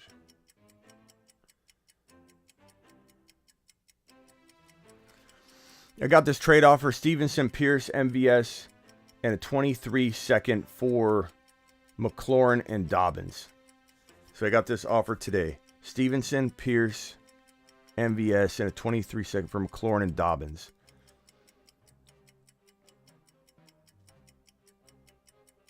I guess I would take the Pierce and Stevenson side, I suppose. Yeah, I would. People too low on Clyde? I think so. I think people are a little low on Clyde, and they don't need to be, because he's packaged into the risk is baked in. Clyde's not a risk at all. Let's go back to normal mode here. Man, can't believe if anybody's wondering what this is, it's a foot. It's a foot. Everybody always complains about my models that I have all around. These things help educate. These things help the show. So I don't know why it's so shocking when people see this man that's been accumulating injury knowledge in fantasy football for 20 years. What am I supposed to have? A piece of paper? A diagram? No, we got models and things to present here in this court. Appreciate everybody joining me for Fantasy Football Court. Now let's just get into just a regular conversation. It's time for fantasy. Well, it's not time. I got to have an outro for that. Pierce or Amon-Ra St. Brown in round 5? Probably going Pierce, but I love both of them and I want to own both of them. So there's not a real good answer for this one. They're both worthy of round 5. I lean Pierce maybe a little bit because he's a running back. Take Pickens as a first receiver in a rookie draft. Yeah, I don't mind that in a redraft sense. Or even a dynasty sense. Really, I like Pickens. I think Pickens is the number 1 wide receiver in Pittsburgh walking into 2023. I don't know how quickly that transition will happen or if we'll see much of that in the 2022 season or how much we will. But by the end of the season, we will conclude and people will be predicting that he be the future. Traded Zeke and Evans for Hall and a first. Did you do okay? Zeke and Evans for Hall and a first. I like that a lot. I like that a lot. Cam Akers or Damian Pierce in week 1. Come on, bro. Come on. Like Sam, I don't want, again, guys, I'm going to tell you to take a lap. This is like a coach. Okay? This is a coach. It's tough love. It's not anything more than tough love. So nobody take offense to it. But Sam, this question, what's up, Raj? Raji in the building. How we doing? Yeah, I'm trying to give this guy a little tough love. He's asking me Damian Pierce in week 1 or Cam Akers. Cam Akers may not be even ready to play. Damian Pierce is on the verge of becoming a top 7 to 10 running back, and everyone's in love with this kid. There's not even a question in my mind. This is like I sent Sam on a. But Sam, don't take offense to it. Just move on. Thick skin. Raj, what's going on? What's up, man? How you doing? It's late. I was gonna go to bed. You sent me the link, so let's roll. Yeah, sorry, it gets crazy. Like I don't have a moment I got to blow through all the super chats and all the questions, and then when I slow down, I can. We've been alive for like what an hour and 20 minutes. I finally got through them all. But you've been busy, man. You got 265 people watching that. What time is it? Right, 11:20 at night. Yeah, we call it the graveyard crew. I built my crew on the midnight like to 3 a.m. time frame when I first started my channel, so I got a big following in this time frame. And then when I went to do the Sunday or the Monday through Friday evening show, it was like really slow at first because all my people were, at work that I accumulated over the years. So I had to build a day crowd. So it took a little time. But now when we go live during the day, it's about the same amount, pretty much about 200 to 300 each time we go live now, which is awesome. So you got like a good following at night, and then you have a good following at day. That's dope. It took a lot of time to do that, but the people that are so it's the best of both worlds. But it takes a lot of time to do both, because I do my Monday through Friday show 7 p.m. Eastern, and then I come and do this. It's like and then I do the breaking news if anything breaks. So sometimes I'm live 3 times, and it gets to be a lot, but I'm used to it. Let's answer this guy's question. Been big, man. 13K on the horizon. Yeah, what are we at right now? Did we go over? No, we're probably not over it yet. Let me just see real quick. I think we're right on the verge of 13K. As of right now, we're at 12,968. So we should be over by maybe tomorrow. I would say by tomorrow we'll be over. I might wake up and we'll be over. So that'll be 13K. Hit that like button, baby. Yeah, and then we'll change this from 12 to 13. So we'll hit that. We got that behind me. This is a $10 hauler from Appreciate you. We do standing O's for anything above 5 in this court. Let's see here. Joe Burrow, Aaron. This is Superflex. 10-man league starters are Joe Burrow, Aaron Jones. No, it's not Superflex. Aaron Jones, Chubb, Chase, Diggs, Waddle. That's a good team. That's a really good team. Only thing I'd look to do is how you feel about Chubb? I mean, with the whole Watson situation, they're going to be a lot of 8-man fronts facing Chubb. He's got abused over the years. Like, I worry about him not being a PPR guy. Kareem Hunt's still there. Like, I don't think Chubb's got the value everyone feels he has. Yeah, Kareem Hunt's there. He's kind of disgruntled. Will he really give his all? I mean, they're going to put a lot of pressure on Chubb. If Kareem Hunt doesn't play much, that's going to put even more pressure on Chubb. And you're right, no Watson. I think teams are definitely going to key in on him. I'm a little worried about the Browns fantasy-wise. I'd probably stay away from most of their players, especially early on. I mean, who the heck knows how they're going to be without Deshaun Watson? I don't know. I stay away from Browns players. Chubb's great. But you're right. There's going to be a lot of 8-man fronts on him, and everybody knows they're going to give the ball to Chubb. Mm-hmm. And again, Kareem Hunt is very mad with the team. He wants out. Is he really even going to try? And if he's not playing, it's just going to be all Kareem or Chubb.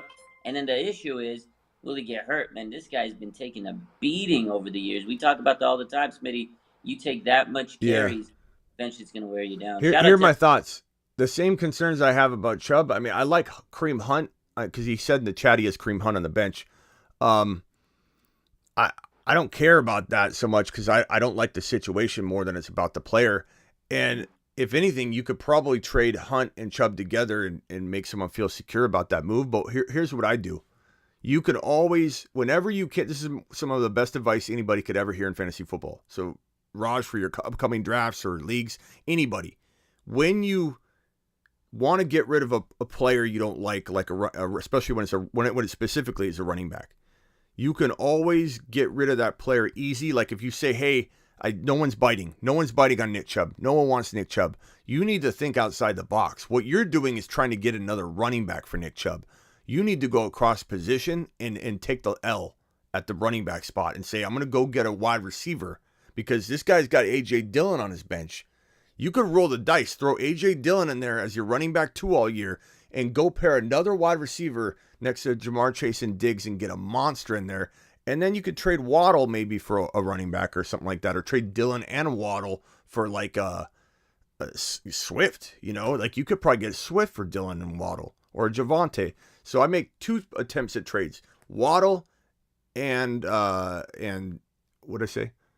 Waddle and A.J. Dillon. Yeah, Dillon. I think for that's a good... Swift or Javonte, and trade Chubb straight across for a wide receiver that's at that Diggs level, like Debo.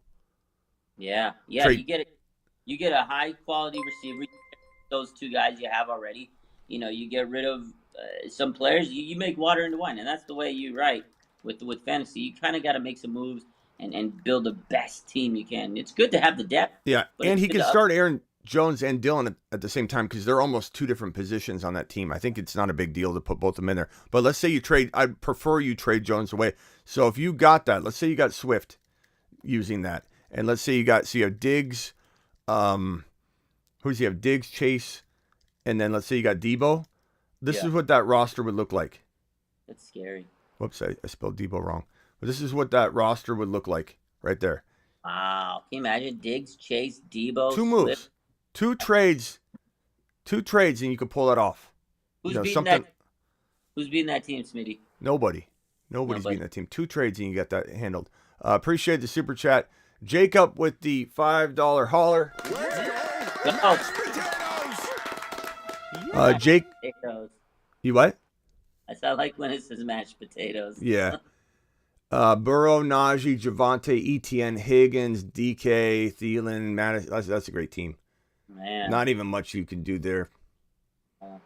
Roll with it, bro. You drafted a great team. I love that. Got a solid team, man. Just roll with your squad. Yeah, sometimes you don't want to. Sometimes you got to let it go. Let it go out there and do the work.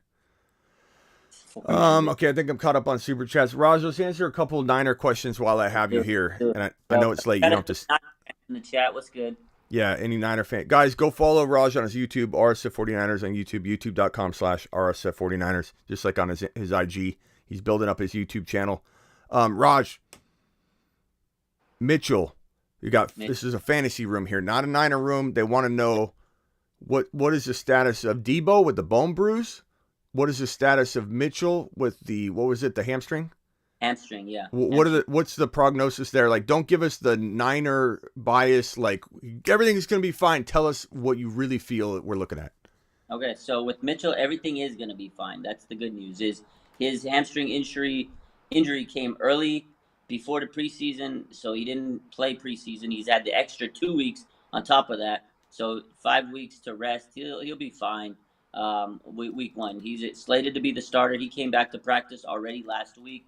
I talked to Cam, talked to a couple other people there.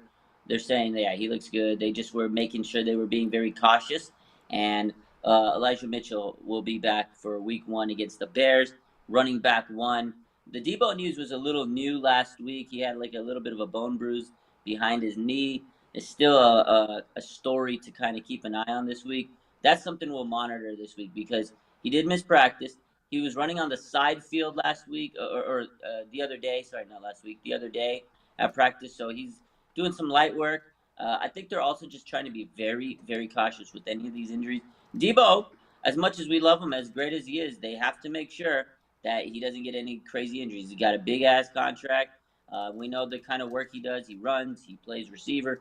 He's important to this offense. So any minor thing, they're going to wrap his ass in bubble tape, and they're going to make sure all right, let's make sure he's okay. So Debo, it'll be something to keep an eye on if he comes back to practice this week. So we're still not 100% sure if he's out of the woods of missing time.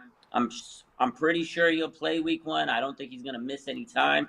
But one of the things we need to definitely look for that I'll be keeping an eye on this week is the practice report with Debo Samuel. So we have to make sure he's okay.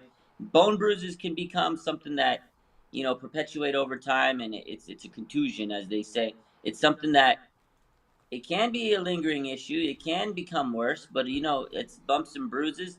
The knee's going to take some punishment during the year, and Debo's a very physical runner, so I'm sure he's had a lot of contusions.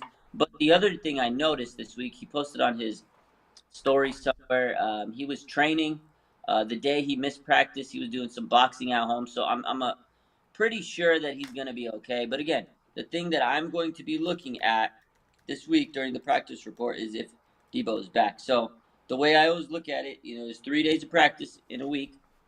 By that last day, if they weren't a full participant in that practice, then you got a problem. I think he should be ready for week 1, but let's wait and see how the now a bone bruise is basically when this bone and this bone, or either like for whatever reason you get like that soreness in the bone, like is bruised, right? Like in this area. It's almost like when people like you think they're like when Zach Wilson almost tore it, or when Zach Wilson was running and everyone thought, okay, he tore his ACL on this move, and sometimes you jam the two bones together, but you don't. Bones or the tendons kind of get twisted up. Cases you take it's basically you get a trauma. Yeah. Some part of that knee, the back, the forward, the side, some of the ligaments or the you get like a trauma. So the way Debo runs, he probably had someone bump up against his knee, or maybe a helmet hit him or something. That's usually how it is. It's like a force that gets bumped up into some aspect of that joint. Yeah. Let me give TD missed his Superflex draft. I'm going to give you guys one of the best tips you're going to get all year on Superflex if this is available in your league. But if you need a quarterback, go pick up Malik Willis right now. Malik Willis, let me edit that. Malik Willis right now, he's not the starter, but you preemptively grab him. He's getting in there very soon. It wouldn't shock me if it was halftime of week 1, but even if it's like week 4 or week 5, this guy is going to be a fantasy gold mine in Superflex as a second QB. So scoop him up now and hold him. That could save your season. So Raj, so Debo as of right now, percentage chance this hampers him at all this year or in week 1? Week 1, maybe like a 5% chance, but I mean, these contusions can happen to any player. Any bone on the body, you can bruise anything, really, bruise a bone. I mean, I think there's like Debo's a physical player. I'm not going to tell you that it's 0%. I'd say 10 to 15% chance that this does have some type of impact on him through the season. But just because he's a physical player, these things can linger a little bit. You know, Debo, he's tough, man. He always ends up getting these little nicks and bumps and bruises. But I think week 1, you don't have anything to worry about. Now, over time, if he continues to amass more of these bruises, he can have a little impact on him down the line. But hey, they got a deep running back room, and that's something that, that's going to help him. But also, too, we talked about this early, Smitty. He's building a basketball court in his house, so he's probably going to want to make sure he's running the ball, getting those extra incentives. He wants to spend his money, but he also wants to make his money. So if he wants more money, he's going to have to go run the football. I don't like the idea of him cutting on a basketball court right now, though. I'm not going to lie. You know what? When I saw that, I was like, is that probably not a good idea? Like, if Kyle Shanahan gets wind of this, he's probably going to shut down. Like, I didn't post it on social media because I was like, yeah, I'm going to let Debo have this one, but I know I'm going to be posting something soon. When it's built, I could already see the post blowing up. Kyle Shanahan's going to call him up and be like, Debo, can you not play basketball in your house? Why you got to do that right now? And Raj, do you think he's up a couple lbs? He looks a little bit. Why do people say that? He looks fine, good shape. He's a thick guy. He's always been built a little. Because he looks. I think people are saying because there's photos and video where he looks it. Everybody says that he looks fine. I saw him in training. Yeah, I think we were talking in the text group today with the quad box. I didn't see it. Somebody said that. I think C-Mac or no, Vlad said it. Me and C-Mac were like, you're crazy, man. He looks fine. He's in great shape. I don't. He's got a big ass. That's it. Yeah, but he looks a little bit thicker, and it might just be the footage or the angles or whatever, and some of the stuff I've seen, and it just worries me that if you've got like a bone bruise and you got more weight on your knees, your knee issues always get amplified when there's more weight. But if it's not much more than that, when you have more weight on your but he doesn't. Body, it slows you down. But he looks like he's in great shape. He looks fine. To me, he looks fine. He looks the same. He's just a little thick. That's it. Debo's thicker than the average guy. So, Mitchell, everybody says that Shanahan rotates running backs, and it's true because of the injuries. But if Mitchell doesn't get hurt, do you think that there's a real good shot that he just plays all, like, let's say he didn't get hurt one time, which we know he will because he's kind of injury prone, but let's say he played 17 straight games. Would he get starter volume all 17 games? Do you feel like Shanahan? I think Shanahan likes the guy. He's going to give 10 to 15 carries a game. But the problem is you don't want him to get hurt. So I think Shanahan, just for the reason of I want to be safe, I want to play it safe, he might rotate some of these other guys in. And Shanahan likes to, I wouldn't say rotate or play the hot hand. He's had to do it because of necessity, but I think he will play some of these other guys. You have so many. You can't just like have him sit on the bench and do nothing. Kyle Shanahan likes to run the ball, and if a guy gets tired, somebody else is going to come in. He's going to get his carries. He's going to be the running back one. He's going to get the bulk. But I still think that there's going to be other guys that they're going to get some good carries during the game. That's just how Shanahan operates. Yeah. This one from Nick. What running back should you shop for using A.J. Dillon and Mike Evans? I mean, any second-round running back. So do I think or any – no, I mean, Evans is like a top of the third. Some people draft Evans in round 2. You almost have to go after Javonte Swift or Najee. I don't think you can go any lower than that because A.J. Dillon's capable of being a top. Even without injury, A.J. Dillon is in a role that should give him 10 touchdowns on the ground, 900 yards, in a worst case, sharing the ball all year long because Aaron Jones is going to be a wide receiver a lot of the time. So they'll be on the field at the same time. So A.J. Dillon's like a 4th round, 5th round potential guy. Evans is a 3rd, maybe 2nd round return on investment type of guy. You can't go any lower than the top of round 2 where Swift and Javonte and Najee will be like at the 8 to 12, 8 to 13 range. That's the only thing you can do using that combination, to be honest with you. So if you want to shop just Mike Evans for like Aaron Jones or something, you could do that, but you already have A.J. Dillon, so you don't want to do that. But good question. This one right here from Jake. Question for you and Raj. I have the 1.3 in a draft tomorrow. Hall at 1. Pierce is going 2. So this is a rookie draft. Who is the best rookie wide receiver? I think it's going to be either London long term, and since it's a rookie draft, you want to take the best long term guy, or I think Jameson Williams will eventually be good, but I don't know that you got to take him that early. I think Pickens might be one of the best, if not the best wide receiver from this rookie class this year, and whether that translates for multiple years, I really like Pickens, man. He could be a gem. Because remember, Justin Jefferson was not the number one rookie in fantasy football rookie-only drafts. He was by far in that like 2, 3, 4, 5 wide receiver range. He was not the number one or really even the number two. JJ was kind of overlooked. Everybody kind of liked him, but Pickens could be, I'm not saying Pickens will be Justin Jefferson. That's not what I mean. I just mean that the number one wide receiver is not always the first wide receiver ranked by everybody walking into the season. So yeah, I like Pickens, man. I think his situation is fluid. He looks like that guy that I think that people are kind of not really keeping an eye on him, or they're kind of sleeping a little bit, kind of going under the radar. He doesn't have the big name like some of the other guys, but I like Pickens. London definitely has a huge opportunity in front of him, and I think that he's a guy that I'd probably be picking on most of my draft boards. But if I had to give like one guy, I'd probably take Pickens too. I'm high on Pickens. yeah, I like Pickens a lot. And I like Jameson Williams long-term, but I like St. Brown so much it makes it hard for me to really buy into Jameson yet. And coming back from injury, there's so many unknowns. I know a lot of.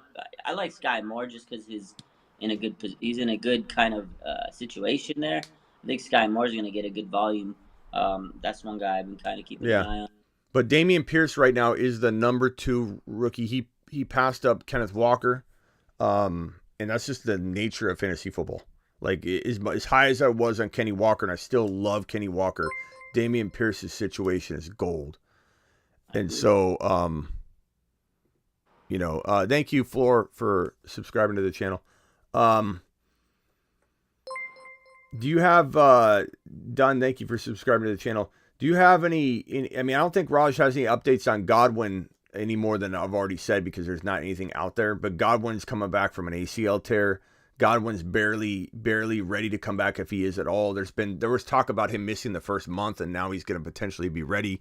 So, like, no one really knows. All we know is he's rushing back to get on the field in week 1. He's pushing the limits, right? And when you push the limits of an ACL recovery, usually a swelling because your knee it reacts and says, "What are you doing?" And swelling is a form of protection, and it gets released when your body's in a place where it feels threatened, So it's like he's an injury-prone guy. I don't think he's going to have a hamstring injury or another leg injury due to compensation from this ACL tear that he's coming back from. Because I know from experience, I've torn my ACL.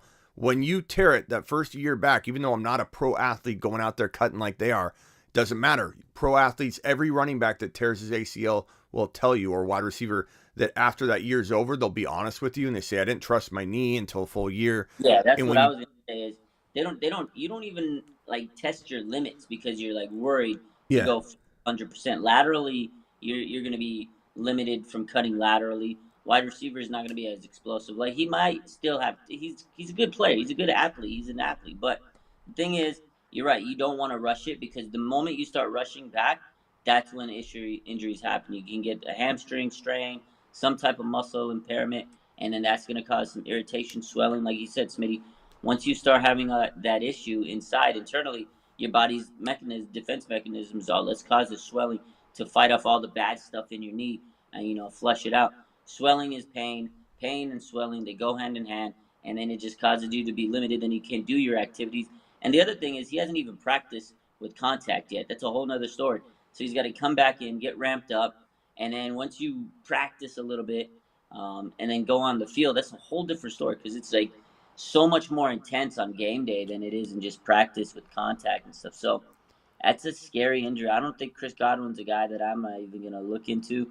I think they should shut him down for half the season, but they're not going to because they want to bring him back. And then, they do have Gage, they have Evans, they have Julio Jones. So it's not like they need to use him as a big-time receiver on that, that team because they do have some weapons there. So I don't know. Chris Godwin's injury is kind of dicey.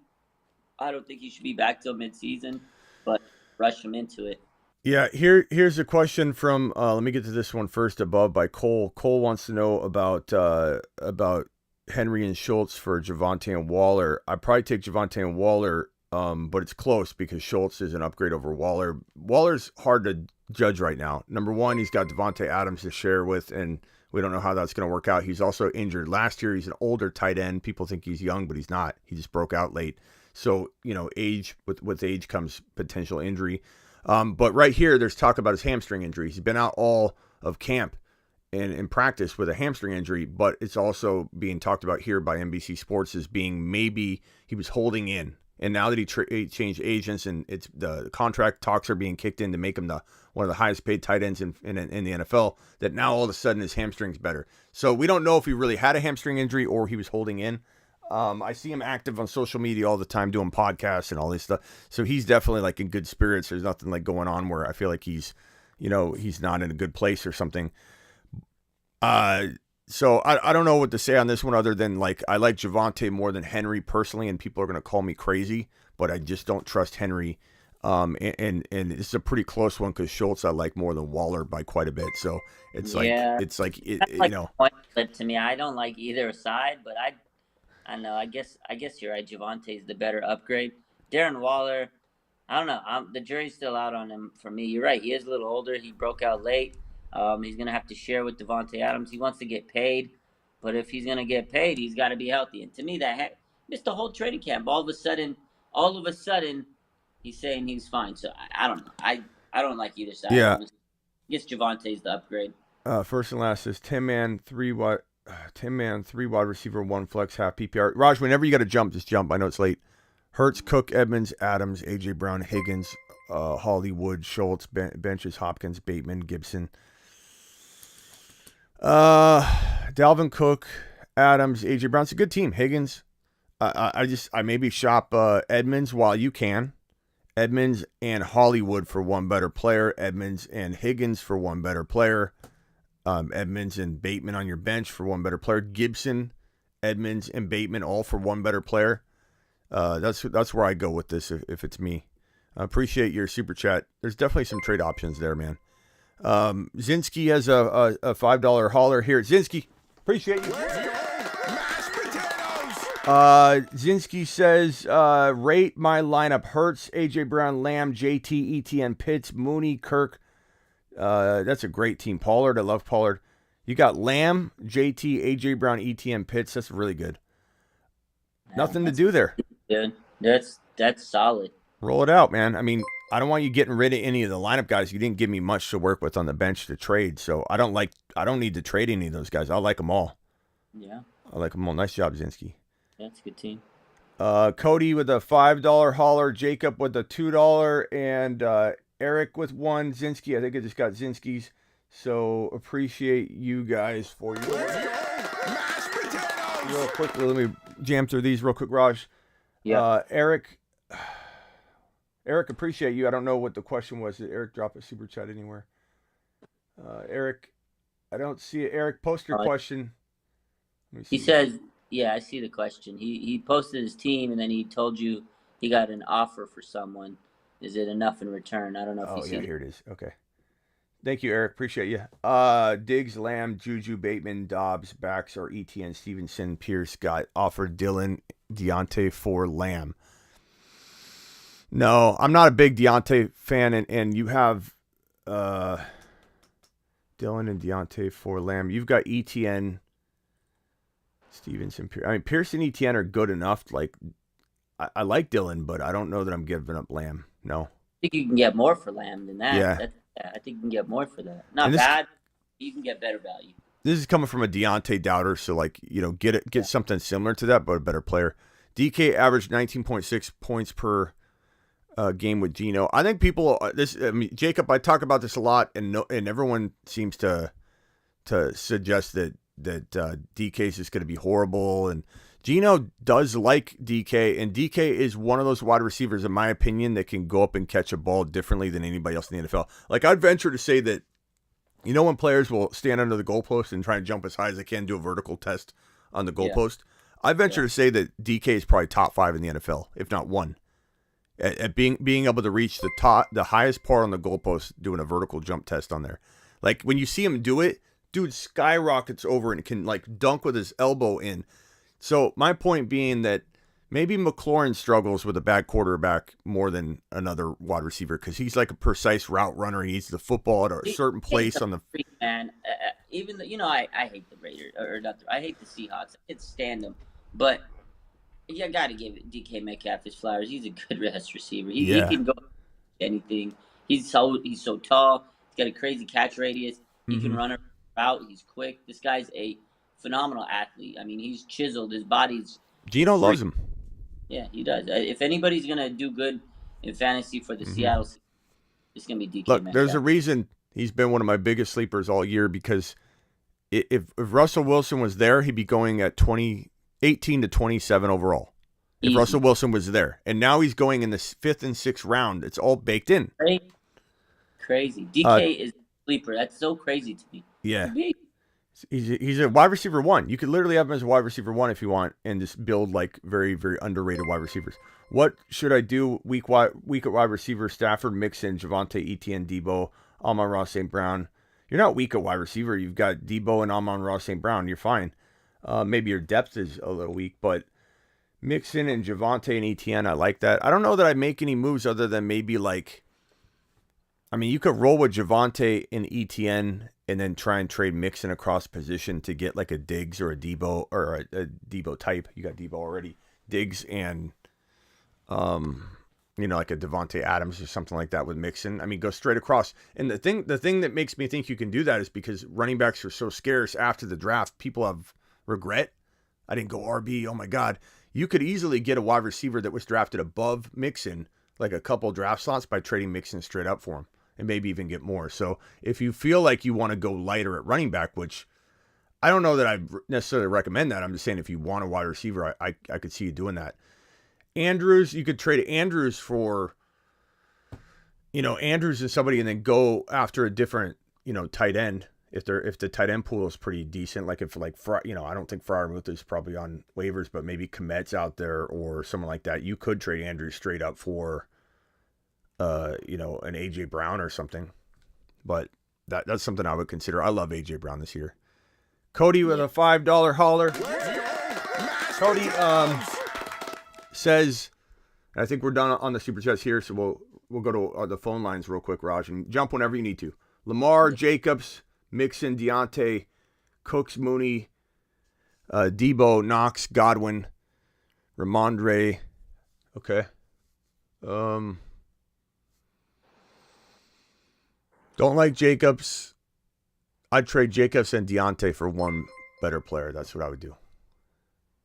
And then I think you're okay after that. But you got to make a move. Unfortunately, I think looking at your team, I don't feel like it's the best in the league. So you need to make a move. Cheddar, we got a couple more super chats. Sorry, Raj. Not that it's a bad thing for me, but Mixon, Javonte. Okay, so Cheddar, $9 hauler. Appreciate you. $10.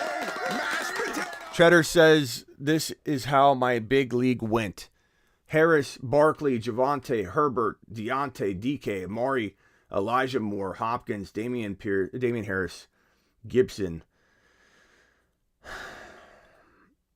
Javonte in round 3. Herbert, you crushed it, man. I mean, DK was probably the best pick you made in a sense because like he's your wide receiver 1. And you got him in around 6, bro. So, like, I love that. I'd trade an Elijah Moore. I like a lot, too. I'd trade Amari Cooper and Gibson. Oh, was able to get Gibson. Okay. Amari Cooper and Gibson, or just keep Gibson. I kind of like Gibson a little bit right now. Deontay and Gibson or Amari and Gibson for one better player. That's what I would do. Or use Deontay to upgrade Barkley a tad. Or Amari Cooper to upgrade Barkley a tad because I like Elijah Moore quietly as much as Deontay. I don't care what anybody thinks or over Mari. I like Elijah Moore a lot. Elijah Moore a lot. And Joe says I got DK in the 5th, Burrow in the 6th round. To the moon. Love it. $20 hauler from The Godfather. Had a broski. Look at The Godfather dropping in. Jack of Glass. I'll look for his super chat. Joe, appreciate you. Did we get to this guy? 12-man. Stafford, Mixon. Yeah, I got that. Okay. So this $20 hauler from The Godfather. 12-man, 3 Superflex. 3 Superflex? Oh, my God. Wow. That means you're starting 3 quarterbacks, That's potentially. great. 1 for QB. Oh, so it's a 1 QB, 2. That's not Superflex, then, I don't think. Jefferson, Thomas, Gabe Davis, Mixon, Edmonds, Damian Pierce, Robinson, Bateman, Kmet, Njoku, Russell Wilson, Goff, Watson, Dobbs, Hamler. Maybe it is Superflex. I can't tell what if it's 3 quarterback or 1 quarterback based on that. Wilson, Goff, and Yeah. who's the other guy? Malik Willis, go make sure he's not available. I think he's a guy that's out there on waivers for some crazy reason in Superflex, even though it's like it's obvious he's going to get in there. He's going to be a phenomenal Superflex option because he runs so well. I mean, Damian Pierce is amazing. Mixon's good. Gabe Davis, Mike Thomas, Jefferson. I'd consider maybe trading like Mike Thomas. I'd consider trading Bateman. I'd consider trading Edmonds. I like Edmonds and Mike Thomas for like what player could you get? Edmonds and Mike Thomas for, try for a Debo. You got a Niner guy right here. Try for an AJ Brown. Try for anyone in that area. Yeah. AJ would be nice. Yeah, I mean, you get 1 extra player, and I think you take a big step forward, Godfather. I think you need something. I love JJ. I like Mixon. Yeah. I Teams love on the Damian. cut. Needs one more solid. Yeah, just you need one move. Now, it could be a quarterback, but make sure Malik Willis isn't there. Goff, Watson. I mean, you're waiting on Watson to come back. That'll be nice for you when he does come back. If he does come back, I'm pretty sure there's still some risk, but Hamler, Carolina number 2 wide receiver, rate my team. Yeah. All right, man. Nice. I think that's pretty good. This one here, Smitty. Should I take CMC or Jefferson with the 2nd pick in a 12-man league? I take JJ myself. I'm not trusting CMC. Not with the top 5 pick. That's me. He's been missing for 2 years. I don't think I'm crazy to say that, but people think I am crazy, which is weird. Guy's been gone for 2 years. Yeah. He hasn't played football, meaningful football in a while. I don't trust CMC, man. I would not. Are you kidding me? JJ's the best receiver in the league. I'm all over that. Yeah. Here's Jack of Glasses question. Herbert, Eckler, Javonte, Pierce, Pittman, Hollywood, Bateman, Ertz, benches, Julio, Pacheco, Sky Moore, Gainwell, Dotson. Guys, if you haven't grabbed Brian Robinson Jr. from the Washington Commanders and grabbed him and put him on IR, that's the move to make right now. Raj, your draft's coming up. Draft him or pick him up at the end, put him on IR, and then he doesn't cost you a bench spot, and you just wait on him. It's a great move right now. Herbert, Eckler, Javonte. Pierce, Javonte, Eckler is phenomenal running back crew. You have the best 3rd running back in the league. I can already tell. Pittman's very undervalued. Hollywood, Bateman. Not much you can do with this team, bro. I don't want you to touch the running backs. You can't really make any other trades, and you got really, really good underrated wide receivers considering. There's nothing you could do. Wait on Pacheco. Maybe grab Zamir White if he's out there. I think he's got the potential to be one of the best pickups of the year coming out of week 1. Zamir White, Rashad White, Pacheco, who you already have. Don't cut him. Those are some of those waiver wire potential guys that everyone's going to be scrambling for. Money team, man. Yeah, and I think we're caught up on that. All right, let's open the phone lines real quick. Raj, again, jump whenever you need. I'll take 2 Call into questions. the show. Call into the show. All right, let me add Raj to the left here. Give you more space there. And I'll head out. 239 watching. Hit that like button. Hit the like button. Here, I'll move it this way. Let's see. All right. What do we got? Dial in. We got any more super chats that I missed? Really grinding tonight, man. Yeah, this is the way it is during the season. Like, people don't understand, man. I people are like, hey, can you jump on my podcast? Or hey, it's like, I'm so slammed, man. Like, it gets crazy. I'm doing draft call after draft call. I'm from my thefantasyfootballshow.com, which you guys can order by going to thefantasyfootballshow.com. Get my one-on-one text advice. You can order a draft call there. But I'm literally going from draft call to live stream, and it's like, normally we do this stuff for about 2 to 3. We've gone like 4 hours before on Friday and Saturday night live streams during the season. Like it's nonstop. There've been like super chats for like 3 straight hours before, and so it's crazy. I got to answer and get to everybody and trying to help everybody out. Sometimes we have about 2,000 comments in one like 2-hour live stream. Wow, it's crazy. But you know what? You're the hardest working man in fantasy football, and I'm sure you don't mind the super chats. So it's good. No, Keep it up. It keeps the light on. I didn't have the phone line open. I'm sorry. It's open now.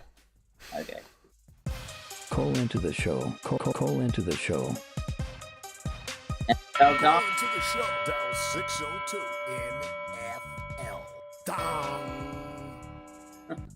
Dong. Dial in. Smitty. Ring that bell. I can't believe you named it that. I didn't. I mean, I was looking. Yeah, when I was deciding numbers, I was like, okay, this NFL number's cool. What can you spell with the 3664? The dong of a bell. It's a bell ring. It's the dong of him, but stop it, Smitty. Gabe Davis and Diggs on the same team, okay? Yeah. I mean, it depends what the value is, what you're paying, you know. You're live on the Fantasy Football Show. Who are you, and where are you calling from? Football Junkie, Los Angeles. What's up, Smitty? What's up, Junkie? Appreciate you dialing in, man. You're on with Raj and myself. You're live. What can we help you with? What's up, Raj? Yo, Stop. so I waited to the 9th round to get Trey Lance. I got sniped on Burrow. I wanted him in the 6th. Waited a couple rounds for Lance, and I got him. I'm happy with that, but he's my only quarterback. What other quarterback should I target in the waiver wires in the next couple weeks? Can you name who's available? Just for his insurance.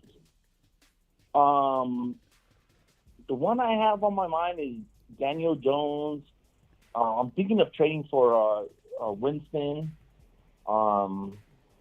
But at this point, there's not much on the waiver. Davis Mills? Yeah, Davis Mills is available. Get him. Pick him up. I mean, Yeah. bro, you've got to hear me talk about. I mean, maybe you're just coming, Junkie. I haven't really seen you around a lot this offseason, so this isn't your fault if you haven't been. Well, it is your fault. You should be here. But I've been talking Davis Mills up for like months, man. Months. Okay. I mean, look at his game log out the stretch of the season at the end there. And then also, like, this team is people give the Texans no respect whatsoever. It's a new GM, the coach, this isn't the regime that debacled the Watson situation. They tried to clean it up at the end, and they're the geniuses that traded him away and had him go somewhere else on the worst trade in the history of the NFL. These are the geniuses that got rid of Watson and knew how to do it. This isn't the old regime. They're building something there. Dameon Pierce is amazing. Cooks and Nico Collins are good wide receivers.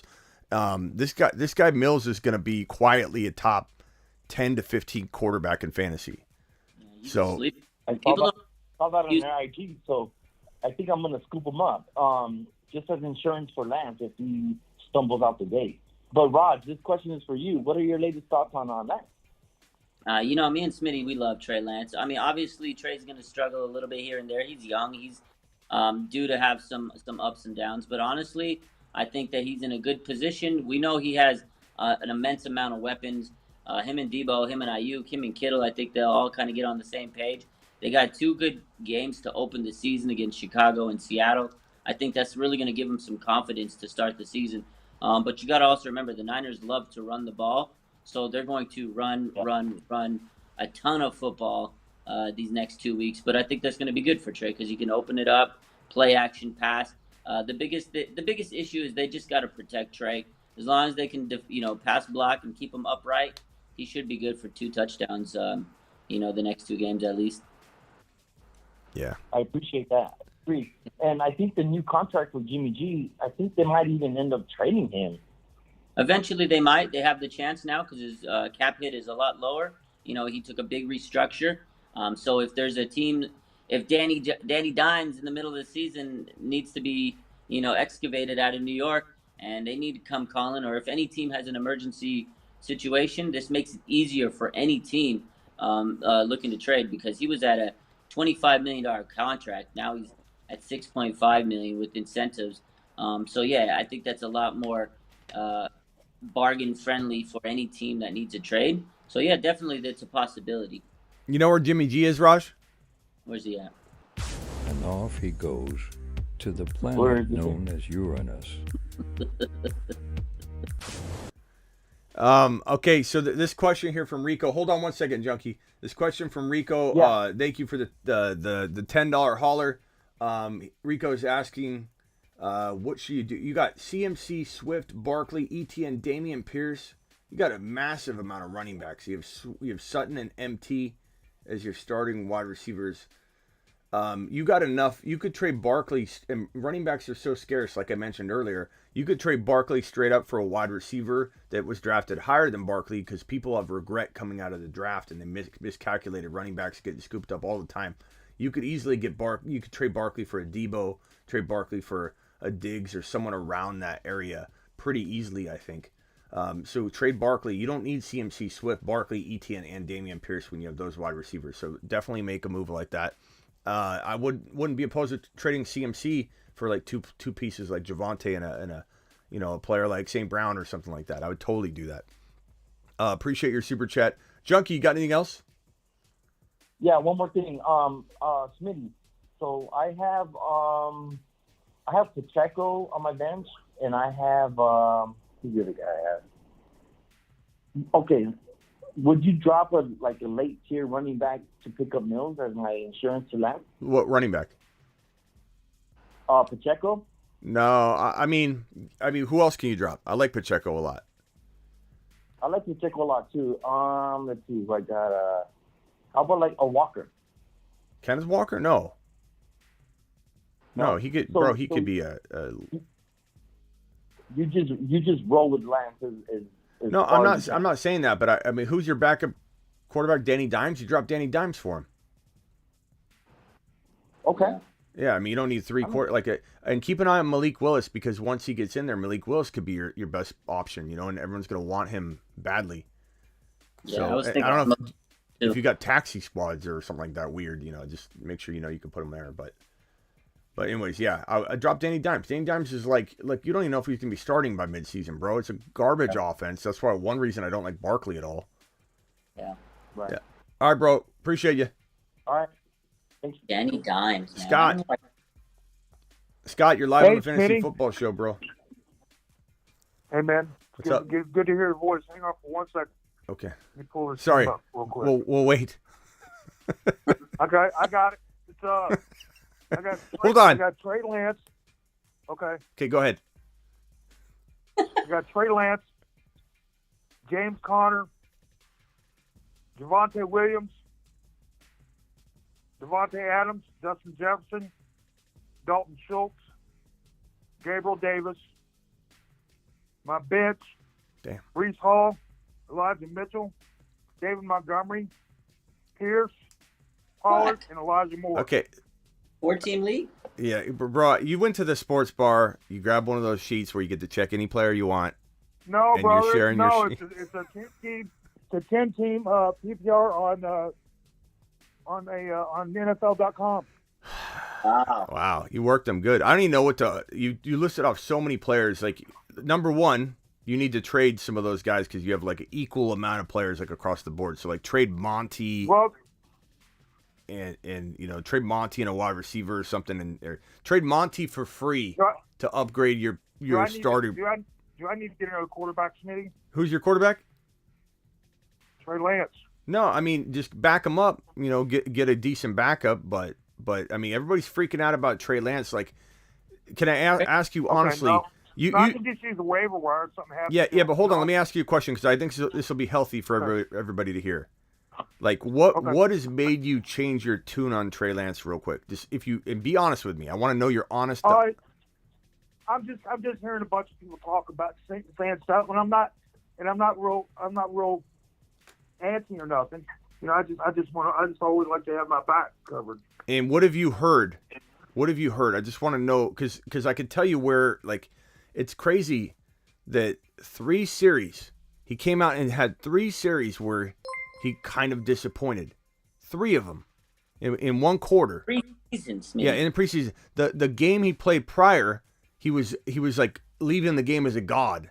Like he's on Pat. They're talking about him on Pat McAfee. This guy's a legend already. Threw a touchdown with 70-yard strike to Danny Gray. looks phenomenal. And then now 3 series, not like 2 quarters, a half, 3 series. And everybody's saying now he's not ready. The week before that, he was amazing. So all I'm telling people is glad to hear it. you just have to like, Jimmy G got carried by this team. Trey's going to get carried at times, but he's also going to carry the team. Like, he's that good. Okay. I think people are freaking out. I think people are freaking out because this whole week, with Jimmy got the contract he's back up to. I feel like people are really afraid that Jimmy's taking his job. Like, that's the vibe I feel like. It's weird. People really think Jimmy's going to take the job. Hey, can I hook you guys up together real quick with my Cowboys family, Raj? So, Mike, do you play the Cowboys at all this year, the Niners? I wish we did. Oh, you don't. Never mind. I was going to say, because Raj is having on the opposing teams, someone from the opposing team, like a fan page or a show, and I forgot that you don't have an opponent. Okay. But anyways, go follow my Cowboys family. These guys are awesome. They're a Cowboys show.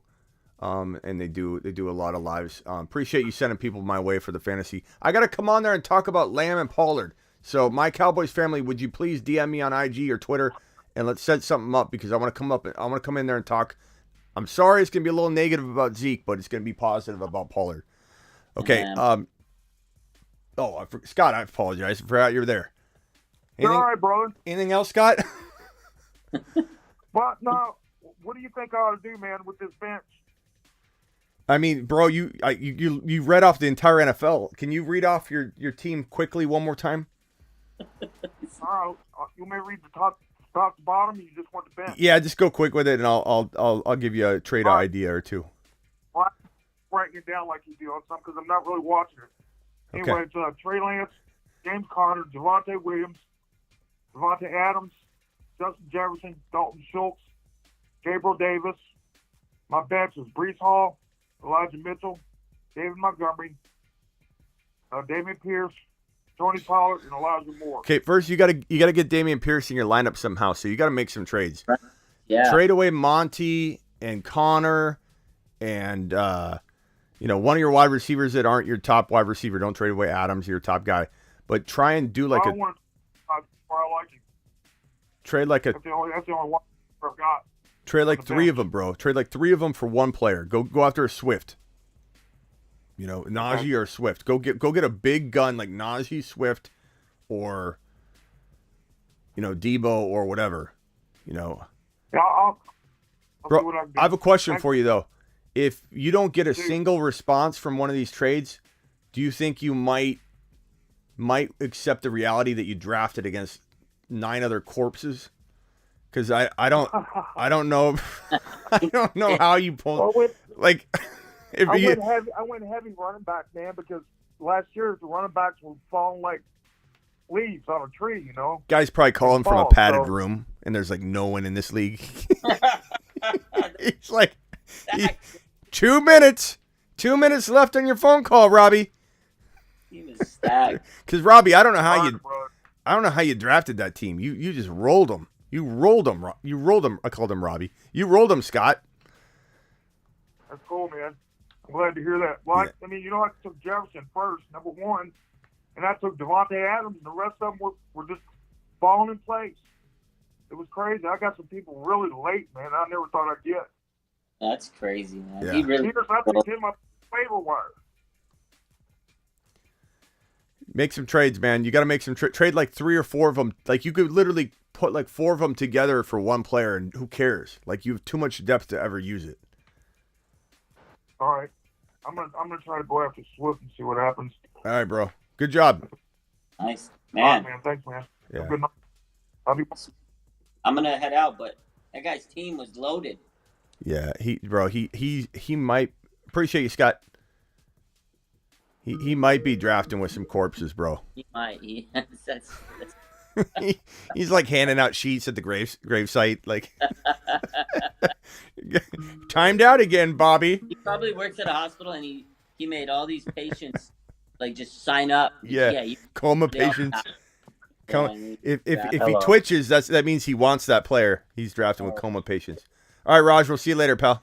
I appreciate you, man. Keep Later. working hard. Best, man. Go follow Raj, RSF 49ers on YouTube.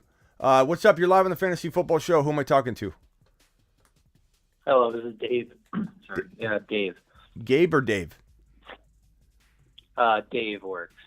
Dave? Dave. Okay. Yep, perfect. Pam or Pan? Pan. Did you say Pam or Pan?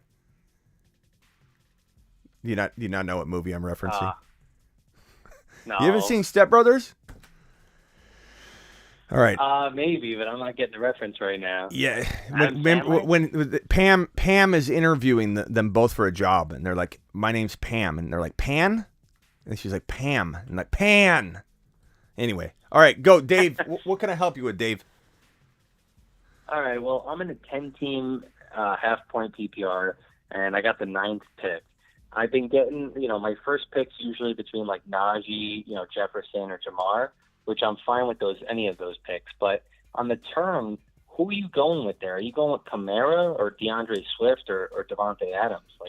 Or Kelsey? That's my option. Well, Dave, I could tell you don't watch a lot of my content, which is fine. No one's obligated. I know you can't possibly consume everything that I'm cranking out because it's a lot of hours of content. But I'm constantly against the idea of drafting Kelsey early. And I'm constantly against the idea of drafting Kamara early because Kamara's not out of the woods yet, in my opinion. The video gets released, the full video gets released, he's done. If the trial starts before the season concludes, even though Schefter and people are telling you that a suspension isn't likely this year, as long as the trial doesn't end and the results are there and the league can... Because the league's basic stance is we aren't going to do anything criminally until it plays out in court, right? And then therefore we'll make a decision after. Yep. If the case doesn't end till after the season, like after the Super Bowl, because if they keep pushing it forward, that everybody's assuming the league won't do anything. PR drives everything. Money drives everything. And if this guy's going to court during the week and playing on the field and these details are coming out and everything, there's no way they want this guy going into the courthouse during the week, onto the field in the weekend. Now he's got two different cases. He's got the civil case. Jocelyn, I merged you in. Just hang tight real quick. He's got two different cases. He's got a civil lawsuit that is now being filed by the same attorney that represented the defendants in the Deshaun Watson, or the plaintiffs in the Deshaun Watson situation. So Busby is now defending this same alleged victim in the Alvin Kamara situation in a civil case, completely different than the criminal. So Alvin Kamara is going to have now two cases that he's working through, the civil and the criminal. Maybe he settles really quickly in the civil side, so that could go away. But this criminal side, even if the case begins before the season ends, the NFL could take action. And the videos always leak, bro. They always leak. The Hunt video leaked. The other video, the Ray Rice video leaked. And it's in the advantage of the prosecution for that thing to get out. So there's still a high likelihood. So anyways, roundabout answer is I'm taking Javonte, I'm taking Swift. Those are my top two players to grab if they're available in the second round at 2.1. If you smash Javonte at 2.1 every single time, you're winning, bro. Swift at 2.1, I love. And if you end up walking out running back, I'm fine with that. I think with the running back dead zone, you're probably okay doing that. And then you get like a McLaurin and a DK, you get a St. Brown and a DK, there's a lot of wide receivers to grab. But am I okay with you getting Adams or a wide receiver like that and then getting Swift or Javonte? Yeah, I'm fine with that too. That's balanced. I like it. That could work really well. Yeah, that definitely sounds good. I mean, I was going to say, I never really liked drafting tight ends early, but I guess onto that, what tight end are you looking at most then? Like, what's the term? Like, what are you looking at? Tight end? Yeah, like what tight end are you prefer? Because I don't like drafting tight ends early. I never did. What tight end do you think this year is the? I'll smash Pitts in the top of the fourth round all the time. Like at late third, I'm contemplating it depending on the flow and who's there. But fourth round, easy smash. Pitts in round 4, anywhere around round 4 is a home run. Past that, if Schultz is going in round 6 or 7, I love him there, but he's not climbing. So it's Knox, Goddard. Goddard specifically is my fallback from Schultz. Goddard in round 7 is a home run. Knox in 9 or 10. Freiermuth in 10. 9 or 10. Those are all really good choices, my man. All right, perfect. Yeah, I'm always seeming to get the Pitts in my mock draft, so maybe I'll go for him. All right, big dog. I'll see you later. Appreciate the call. Have a good day. Later, Dave. All right, Jocelyn Surprise in the building. What's up, Jocelyn? Chase, man, how are you? I'm good, bro. I just had my non PPR 12-man team or league draft earlier today, and I want you to tell me, what do you think and where I can improve on. So my 4 running backs are Najee, Javonte, and Swift, and Kenneth Walker. Those are my 4 running backs. My 5 wide receivers are Gabriel Davis, Cortland Sutton, Darnell Mooney, Rashad Bateman, and George Pickens. My 3 quarterbacks are Russell Wilson, Trevor Lawrence, and Justin Fields. And my 2 tight ends are Cole Kmet and Gerald Everett. So is there somewhere where I can possibly improve on, or what? So that's thank you, Vanes. Appreciate you. That's a really good team, bro. Now I assume you can start all 3 of the running backs, or you wouldn't have drafted them. Right. Yeah, because it's actually a non PPR league. So I mean that's why I was very surprised that first round I picked Najee, second round I picked Javonte, and Swift actually fell in the 3rd round. Surprisingly, I was shocked. So that's why I did go 3 running backs in the first 3 rounds. Yeah. So here's what I'm thinking, man. I mean, we could spin this 100 different ways, but you have 3 running backs that I really like. Would I contemplate trading Najee away for, a Chase or something? Absolutely. Like, would I take Chase or Jefferson straight up for Najee? Yes. Would I take Cooper Kupp? Yes. Would I take a running back like Adams? Maybe. Because you ended up securing the running back so well, you could just, in retrospect, say, okay, well, if I would have known I would have got Javonte and Swift, I would have maybe gone wide receiver. So I can understand that, and I'd be okay with that. I'm not trading Swift. I'm not trading Javonte, and it's going to be hard for me to trade Najee if I'm not getting a top 3 wide receiver. But here's the thing. I mean, you can move this around. I think of it like a glass of water, okay? So you have a glass of water here, and it's filled to the 90% level, okay? So you got this glass of water filled to the 90% level. You and you have these other glasses here. Let's just call these the other positions that are at a certain level there. You can take some of this water out and move this down to like 50% if you want and fill these up, but you still have the same amount of water spread out across these glasses. Like, I don't know that taking your running back depth down and moving it to wide receiver is doing anything than balancing the scales.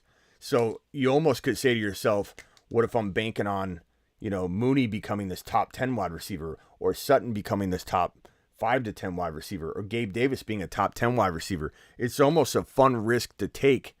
And I don't know that I'm dividing this up just to balance it in my mind and feel comfortable with the way it looks. You know what I mean? If you can take Najee and turn him into a Chase, a Jefferson, or Kupp, I do it in a heartbeat. If it's like a D Adams or a Diggs or someone like that, I probably still contemplate it because it seems even, but I'm not doing anything less than that because I'll only balance these scales to maybe open up an opportunity for Walker to get into a flex at some point if he ends up becoming what I think he could become later in the season. But past that, I'm not making any kind of move just to make it look better. Like, this is a crazy build that's interesting, and these wide receivers are crafty good.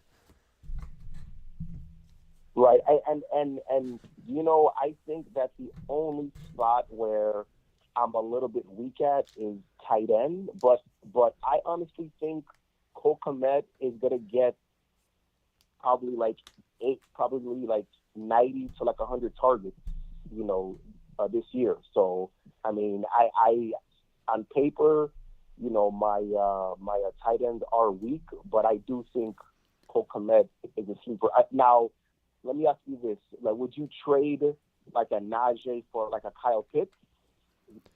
No. I mean, I would want Pitts in something. Pitts costs you a 3rd to 4th round pick. Najee's a top 12 overall player, top 10 overall player. So you're getting hit hard.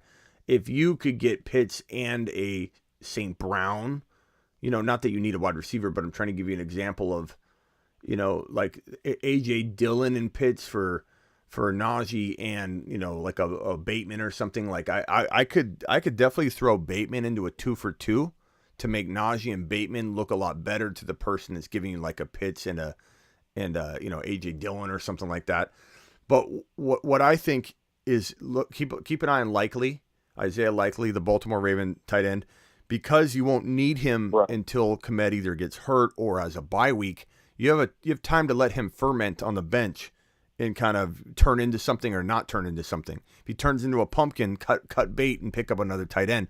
But if Likely turns into a prince, you throw him out there for the ball, and he might become a huge difference maker for you. He's got enough upside to allow him to be the growing project on the bench, and then you'll know in enough time to make a move and get rid of him and cut bait.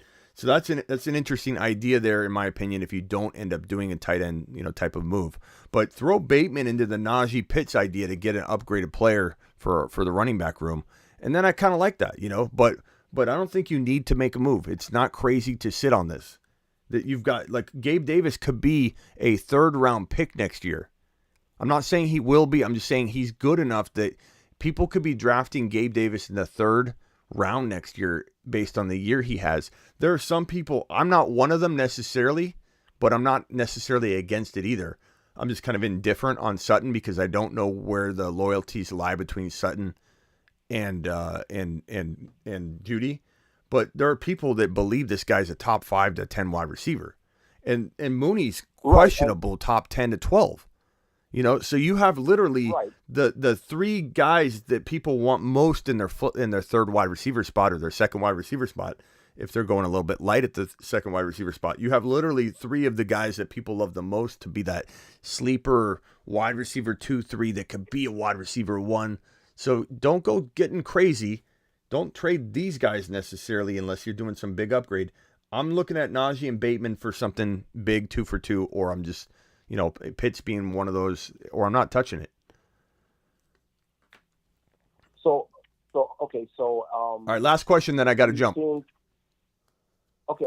Do you think that that if I offered Najee and Bateman for Jefferson, do you think that'll be a good trade for me? Yes. Bateman's nothing. Bateman's nothing in your situation. He's like a free accessory. He's like a free oil change to the car that you're trying to get rid of to the person buying it. Okay, I'll give you a free oil change. Throw him Bateman. You don't need him. So yeah, go get Najee, go get rid of Najee and Bateman for Jefferson, Najee and Bateman for Jamar Chase, Najee and Bateman for Kupp. I'd do all 3 of those deals and get that done. Past that, don't get too crazy and only do a 2-for-2 if it makes sense. Okay. All right, man. Sweetie. All right, man. Call in anytime. Later, man. Oh, so, I mean, that's a tough one to break down, but it just comes down to those are good running backs. It's not like he overdrafted on CMC and he could divide CMC up. There's different scenarios where it does make sense to, like, okay, you messed up going 3 RBs because you thought that the second 2 RBs weren't going to be there. So definitely a good. You're live on the Fantasy Football Show. Who am I talking to? Can't hear you, bro. Hey, can you hear me better now? I can hear you now. I don't know if you had the phone out the window. It sounded like you were about 8 feet away. What's your name? My bad. It's Drew C. Drew, what's up, pal? Yeah, how you doing? Good. Question for you. So I had sent my lineup in the other day. Just gonna run over it again. It's a 12-team PPR. We'll start with Burrow. I got Aaron Jones, Breece Hall. Hold on. Jefferson. Hold on. Let's write it down. My bad. Let's get it. All right, Burrow, go ahead. Aaron Jones, Breece Hall, JJ, CD, tight ends Hooper, and then 2 flex leagues. So I got Waddle and Hunt. You said And JJ then, and just- JJ and CD. Yeah. Waddle, Hunt, and who's your tight And then- end? Hooper. Same thing and said. then, Same thing I said about likely. I would consider that for your team. Yeah, definitely. And then just a few on the bench: Singletary, Ayuk, and then Kenneth Walker, and then a few others. But that's the top. All right. So you're definitely light at the running back spot. Yeah. Until Brees gets unleashed, and then you might be fine. You might actually be as good as anybody. But, like, you don't know what to expect. I'm not sitting him for Hunt in week 1. I'm not sitting him for Walker or any other running back option that you've listed off. So he is your running back, too. Right. You're not running from that. CD and JJ and Right. Burrow is straight fire. Aaron Jones, that could be straight fire. I'm skeptical sometimes of drafting Jones in the mid-second or top of second, but I like him at the end of the second round. I understand the value. I see the value.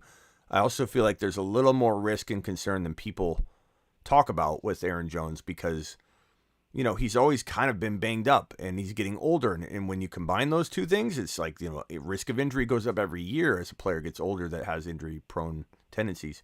So, I like I like the core of this team. I think Waddle in Brees Hall for like a Swift isn't a bad idea especially if you could get somebody back, and that's someone saying that I love Brees Hall, but it's not a bad move. Right. Javonte using the Brees and Waddle situation, I'd do that too. I'd also entertain the idea of trading Aaron Jones with a Waddle to get maybe Waddle's a little too much. Maybe I don't know if you could trade like Ayuk and Aaron Jones, probably not. Waddle and Aaron Jones for just the best running back you can get, but I wouldn't go low because Aaron Jones is a mid-second round pick, so you essentially have to get like JT, Eckler. I don't know that Javonte's enough because I bet you could trade Aaron Jones and Ayuk for Javonte maybe or something like that. Trade Hunt and Aaron Jones for Javonte. Like I wouldn't mind that. Right. I wouldn't mind that at all. If you had Javonte, Burrow, JJ, and CD, and you still have Brees Hall, that's really good. Yeah, I had talked to the guy who has Swift about Aaron Jones and Ayuk type of deal. He was interested, but it wasn't enough to like push it over the edge. So I think if I did offer Waddle and Aaron Jones, that's a little steep. I probably have to get someone back in return. Maybe an upgrade at tight end, like you were saying. Mm-hmm. And I was also wondering, like, how worth it do you think maybe to explore a trade for T. Higgins and kind of get that duo going with him and Burrow? But what would you do? But maybe Waddle and Hunt for Higgins or something? I'm not touching Brees or CD or JJ to get that stack. But would I trade Hunt and Waddle for Higgins? Probably. Yeah. Probably. Yeah, that's what I was thinking. Like maybe something, but I think if I make a little bit of an more aggressive offer, I could probably get Swift. I just don't know how bad, because I was thinking that just depending on how it goes. But Aaron Jones, if Rodgers unleashes him, he's in the best possible scenario he could be in. With not really that much targets around him. So if he stays healthy, it could work out. But it's a big if because like I said, there's no support there, so he could just kind of get eliminated just by default. Yeah. All right, bro. Well, keep us posted. Call back if you have an actual trade scenario. You cook something up. Yeah, we'll do, or I'll send a voicemail to the chat. But I appreciate your help. Attaboy, Drew C. Drew C. Appreciate your support over the years, man, or the year. I don't know how long you've been riding with the show, but you've been a big supporter this year, and I can't thank you enough. You're the man. Yeah, my pleasure. I appreciate all your content, man. It helps a lot of us. Yeah, send you to the moon real quick. To the moon. To the moon. All right, appreciate you. Call back right, tonight if you have another idea or something. I'm here. I mean, I'll be here for a little bit longer. Yeah. Will do. Thank you. Later. All right. All righty. This question here from Navage. Navage, $5 holler. Appreciate you, kind sir. Let's go. Mashed potatoes. Navage says, for all the help over the past couple months, appreciate it, brother. Best in the game. Navage, to the moon, pal. To the moon, you go, kind sir. To the moon. My boy Navage, dropping support. Navage, you're still here, right? Sorry I didn't see that fully until right now. Didn't retain it all. You're live on the Fantasy Football Show. Who am I talking to? Oh, can you hear me? I can hear you. Hey, what's up, Smitty? This is Scotty Doo. How you doing? Scotty Doo. What's up, my man? I have a question. I did a trade a couple days ago. Want to get your thoughts on it. All right. Let me get to that real quick.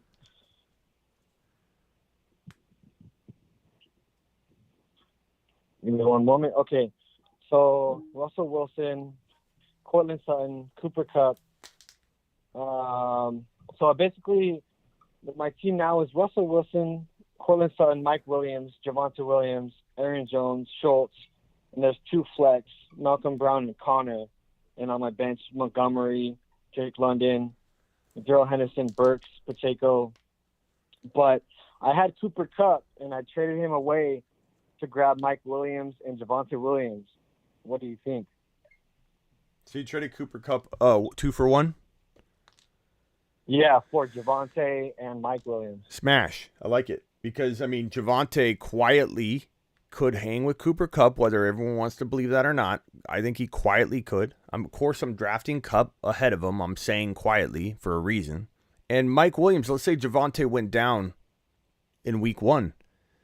And then all of a sudden you had Mike Williams versus Kupp. At least you got somebody they can try and hang in that trade. So you're diluting one player into 2. And both of them have tremendous upside. There's some people that think Mike Williams is going to be a top 5 wide receiver this year. So, he could potentially kind of hang or linger around Kupp if need be, and he was the only player left on the board if this, something happened to Javonte. So, if you can answer that question, hey, could this player hang with the other player, Cooper Kupp? He could hang. He's not going to beat him, but he could hang. Could Javonte hang with Cooper Kupp? He absolutely could. He could outscore him. So, fantastic move. You have Wilson, Sutton, Mike Williams, Javonte, Aaron Jones, Schultz, and who? Yeah, Cortland Sutton, Mike Williams, Malcolm Brown. Malcolm Brown. Hollywood Brown. I was like, Malcolm. Hollywood Brown as my 3 wide receivers. And then Aaron Malcolm Jones, in the middle. Javonte, Connor. All right, Malcolm. I was like, Malcolm Brown. How you start Malcolm Brown? Sorry. Hollywood, okay. So, honestly, what I'm doing, and this isn't for everybody, this is just me. I'm trying to maybe look to upgrade this into a Swift. I wonder if you could trade this for Swift. Because Aaron Jones is going in round 2. Swift is sometimes going around 2. Like, I wonder if you could trade Hollywood and Jones for Swift. I'm just comfortable. I'm crazy. I'm comfortable grabbing like a Pickens off the waiver wire and starting him as my wide receiver 3, and using this to upgrade, and trust my sleeper skills. So I'm definitely feeling like that's what I would do. I think you need something to put this team over the edge. It's right there. Wilson, Sutton, Mike Williams. It's right there. It's right there. You could leave it alone and try and duke it out. I think you'll be fine. But I wouldn't mind. Like, who's your bench wide receivers again and your running backs? The players on my bench are Monty, so David Montgomery. Oh, perfect. Okay. Jake London and Treylon Burks. And then I also have Darrell Henderson, Pacheco, Stafford as my backup. You might not even have to touch Aaron Jones. Or you could say, Sutton and Monty. I wonder if you could trade Sutton and Monty for like a Debo or a Diggs type. I would try that. I would try and first explore trading Monty with one of your starters to upgrade your starter. That way you're not touching your lineup. You're taking a bench player, Monty, and you're coupling him with Sutton or Aaron Jones or Hollywood, and you're upgrading. Like, you could turn Hollywood into an A.J. Brown using Monty and Hollywood. Just do 1 2 for 1 to upgrade your lineup without touching your lineup. You're just taking your lineup piece with a bench player and upgrading it. You do that, and bro, that's all you need. One small, simple move, and this team goes to the top. And then on top of that, you play offense on the waiver wire. You don't let somebody come in and grab the next Eli Mitchell because you think your team's fine, and now all of a sudden they get vaulted up.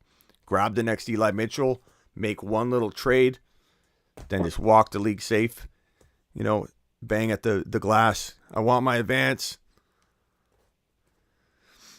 Yeah, I totally agree with you, Smitty. I definitely wanted to trade away Cup and see what I could get for him.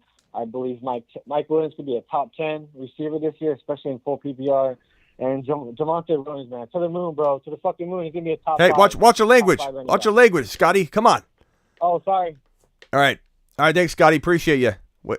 Way to drop the ball at the end. Thank you. Later. Call back anytime.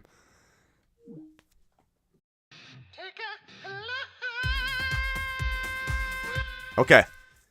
Next caller. Let's see here. People that have fantasy team that don't know their own guy's first name is laughable. Well, hey, Matt, I mean, I mix up names when I'm rattling off stuff, so but it was funny. He's like, that's the second time I've heard somebody call Hollywood Brown Malcolm Brown today. Third time. It's weird. I've heard it 3 times today. Malcolm Brown. I don't know why everybody likes it, because there wasn't Malcolm Brown. And everybody just wants to say Malcolm Brown instead of Hollywood Brown. It's weird. It's weird. Malcolm in the middle. What's up, Silver? Okay, so God, we've been live a long time. 2 hours and 35 minutes. This is how Fridays and Saturdays kind of go during this season. We're here. We're doing it. You're live on the Fantasy Football Show. Who am I speaking to? This is Noah. Noah? Which Noah? Just Noah. Just Noah. Okay. What's up, Just Noah? I have a 10-team half PPR draft that I just did. I want to name it. Okay. I'm here for you. The team starts with Kyler Murray, James Conner, Elijah Mitchell, Justin Jefferson, CeeDee Lamb, Cole Kmet, Michael Pittman, David Montgomery, Darnell Mooney, Kareem Hunt, James Robinson, Tom Brady, and Gallup.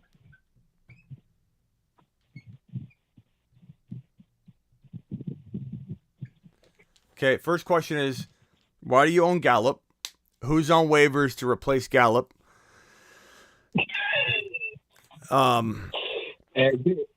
There's no one. There's no one, huh? Okay, well, let me be the judge of that. Let's name off your top. First of all, let me throw a couple guys at you. Number 1, let's see here. Is Zamir White gone?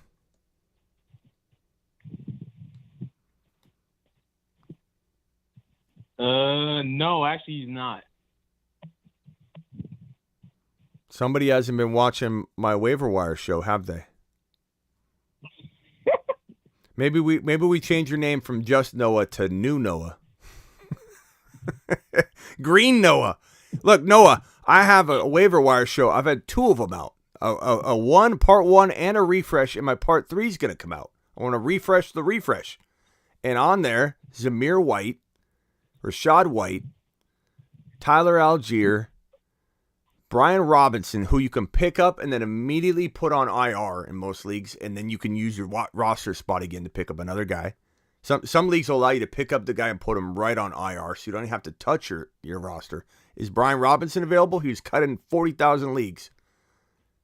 No, someone picked him up already. Or someone got him in the draft. Okay, but they probably cut him, and then somebody probably picked him back up, I bet. Maybe not, but Rashad White, I'm sure is gone, right?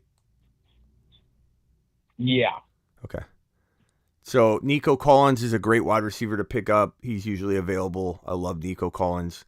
Look, you can do a couple things. I think you can trade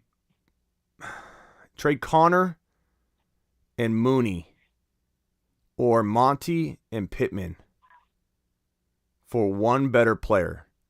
or trade Mooney and Mitchell for one better player. Don't touch Lamb. Don't touch JJ. Murray's fine. You don't have to trade Pittman. I'm not saying that you have to trade him.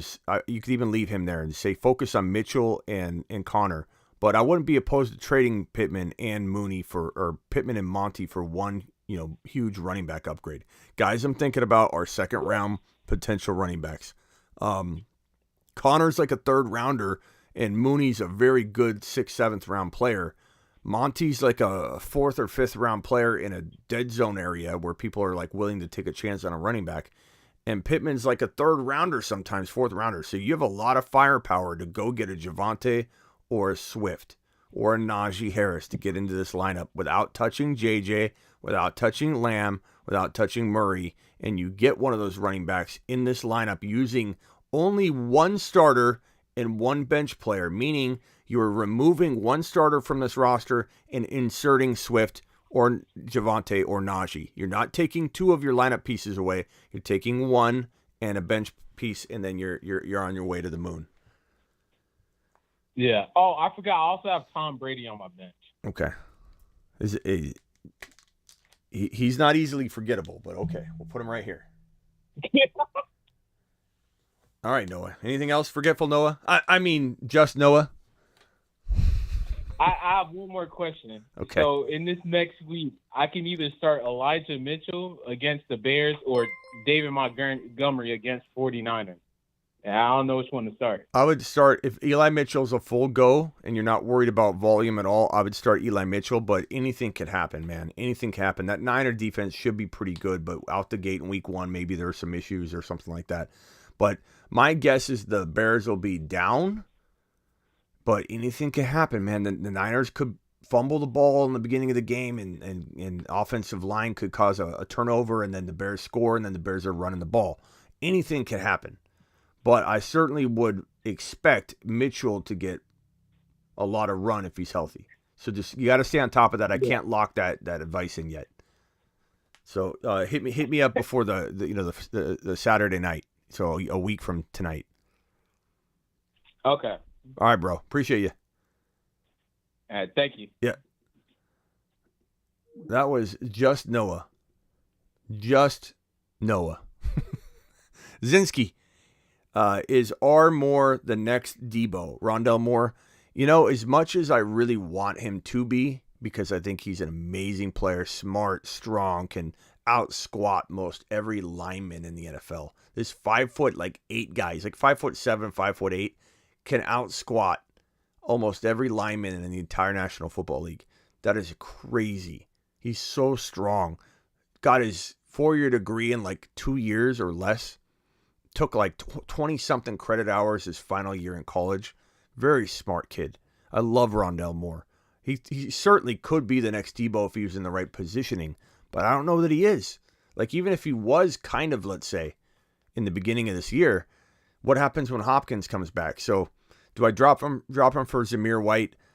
I suppose I would, but I still like Rondell Moore a ton. I do like him a ton, so I'm a little apprehensive about saying drop him for Zamir. Is there another option? I don't know, on your bench. I don't want to say the words drop Rondell Moore. I just think it's really, really hard to envision him being productive all year. But he could be out the gate because Hopkins is out. He is the number 2 wide receiver right now. So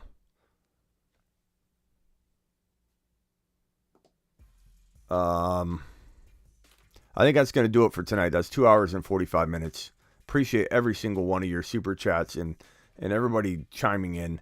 I want to close the phone line down. Navage, appreciate you dropping that just out of nowhere generosity from Navage. Navage is the man. Appreciate it. Much love to everybody here. You guys are our fam, and we're taking this channel to the promised land. Okay, I work for you. That's why I'm here for 2 hours and 43 minutes. 187 thumbs up, 229 eyeballs still in the building. Can you guys punch that thumb up button on your way out the door? And I'm going to close the phone line down and just tell you guys I'll be here tomorrow at some point going live. I should have potentially like a waiver wire show or maybe Panic Chamber the final week, the final refresh of the Panic Chamber, the last episode. We got a lot of guys to panic on. The reason the Panic Chamber episode refresh, like I was going to do a part 2, has been delayed is because there's been so much panic change. You know, a lot of players we're panicking on more than others now. We got Waddle to panic about. We've got maybe Mitchell that we're no longer panicked about, but Deebo Samuel we could be a little bit panicked about. There are a lot of players. Where's Kenneth Walker right now in the panic chamber? Where's Najee now that we're worried about potentially the foot, or are we not? Is Trey Lance in the panic chamber? I know I mentioned a lot of Niners because there are a lot of concern right now in a lot of people's minds. But I'll either put your mind to rest or I'll confirm that they're panic chamber worthy. So appreciate everybody being here. This was a great show. Almost 3 hours worth of fantasy football goodness. Until tomorrow, I will see you all tomorrow. I'm always live whenever news breaks, and also additionally, not only am I live whenever news breaks, I go live from 7 p.m. Eastern every single Monday through Friday. 7 p.m. Eastern, Monday through Friday. Monday we'll have some fun stuff to talk about. Tuesday, Wednesday, Thursday, we'll do some Thursday night football. I'll probably have the game on in the corner of my eye. Now, I can't stream it or anything, but I'll look at the game, and react to it as we're closing out the show. And, man, I can't wait. Sunday's almost here. Thursday's almost here. Thursday's almost here. It's crazy. Yes, this channel to the moon like Javante. Attaboy. Get on over to thefantasyfootballshow.com. Get your lifetime membership, your one-on-one text device. Thefantasyfootballshow.com. Bold predictions, rankings. I got your back all year. Waiver wire, trade calculator, articles, and, of course, year-round rankings. Weekly lineup rankings, start bench rankings. All that stuff is at thefantasyfootballshow.com. And please get on over to Underdog Fantasy. The link is in the description for both of these. The link is down below for my thefantasyfootballshow.com if you do want that one-on-one text device. The link is down below for Underdog Fantasy. Use promo code Smitty. Get a match up to $100 on your first deposit. Use code Smitty. Link in description. Don't walk out. Don't not have a best ball team drafted. And then you're like, oh my God, what am I going to do? My players got hurt. My season's in the tank. You can solve that problem by having some best ball teams in the mix that it's optimal lineups. You don't have to do waivers. There's no lineups. It sets the lineup for you. And it's amazing to have these in the back pocket when you walk into a season where there's a lot of turmoil and injury and all that. So get on over to Underdog Fantasy using the link in the description. Promo code Smitty, get up to $100 match. Plus, I'm going to be doing a prop show where I tell you the best over and under props on Underdog all year long. So get ready for that. Appreciate you. By trading away Hill, says Fresh. I don't know what advice that's for. I like Hill. I don't know that I trade Hill away, but it depends on the offer. Later, Blackbeard. Later, Scott. Thank you all for the super chats. Raphael, Evans, Fresh, Tyler, Raphael, Steven. All you guys in here. Scott, appreciate you, Scott. 831, appreciate you. Al, appreciate your super chats and everything. D-Town, appreciate you, D-Town. Peach, Roger, Drew C. I said Blackbeard, David. All you guys, appreciate you all being here. Mr. TD, I'll see you all tomorrow, live at some point tomorrow. Peace out.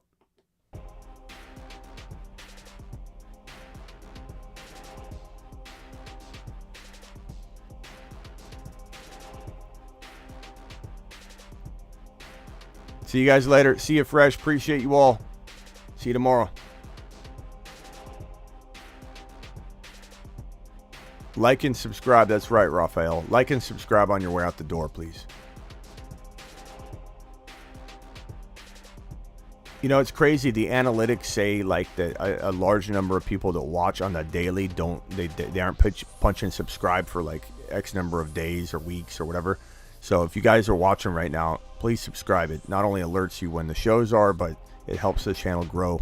So please punch that subscribe button. We're at 13K probably by tomorrow, if not already. Silver, appreciate you. Ron Navy, the man, the myth, the legend. Draft in 6 hours. Attaboy, Silver. Drew C, appreciate you. Later, Matt.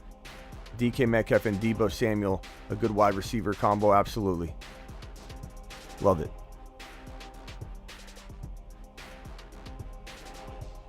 Why my name is Scott. Why my name is Scott. I don't know, Scott. Good luck, Blackbeard, says the Silver. Appreciate you all. Peace out. People are getting burrowed left and right, and people are going to remember it. Get burrowed.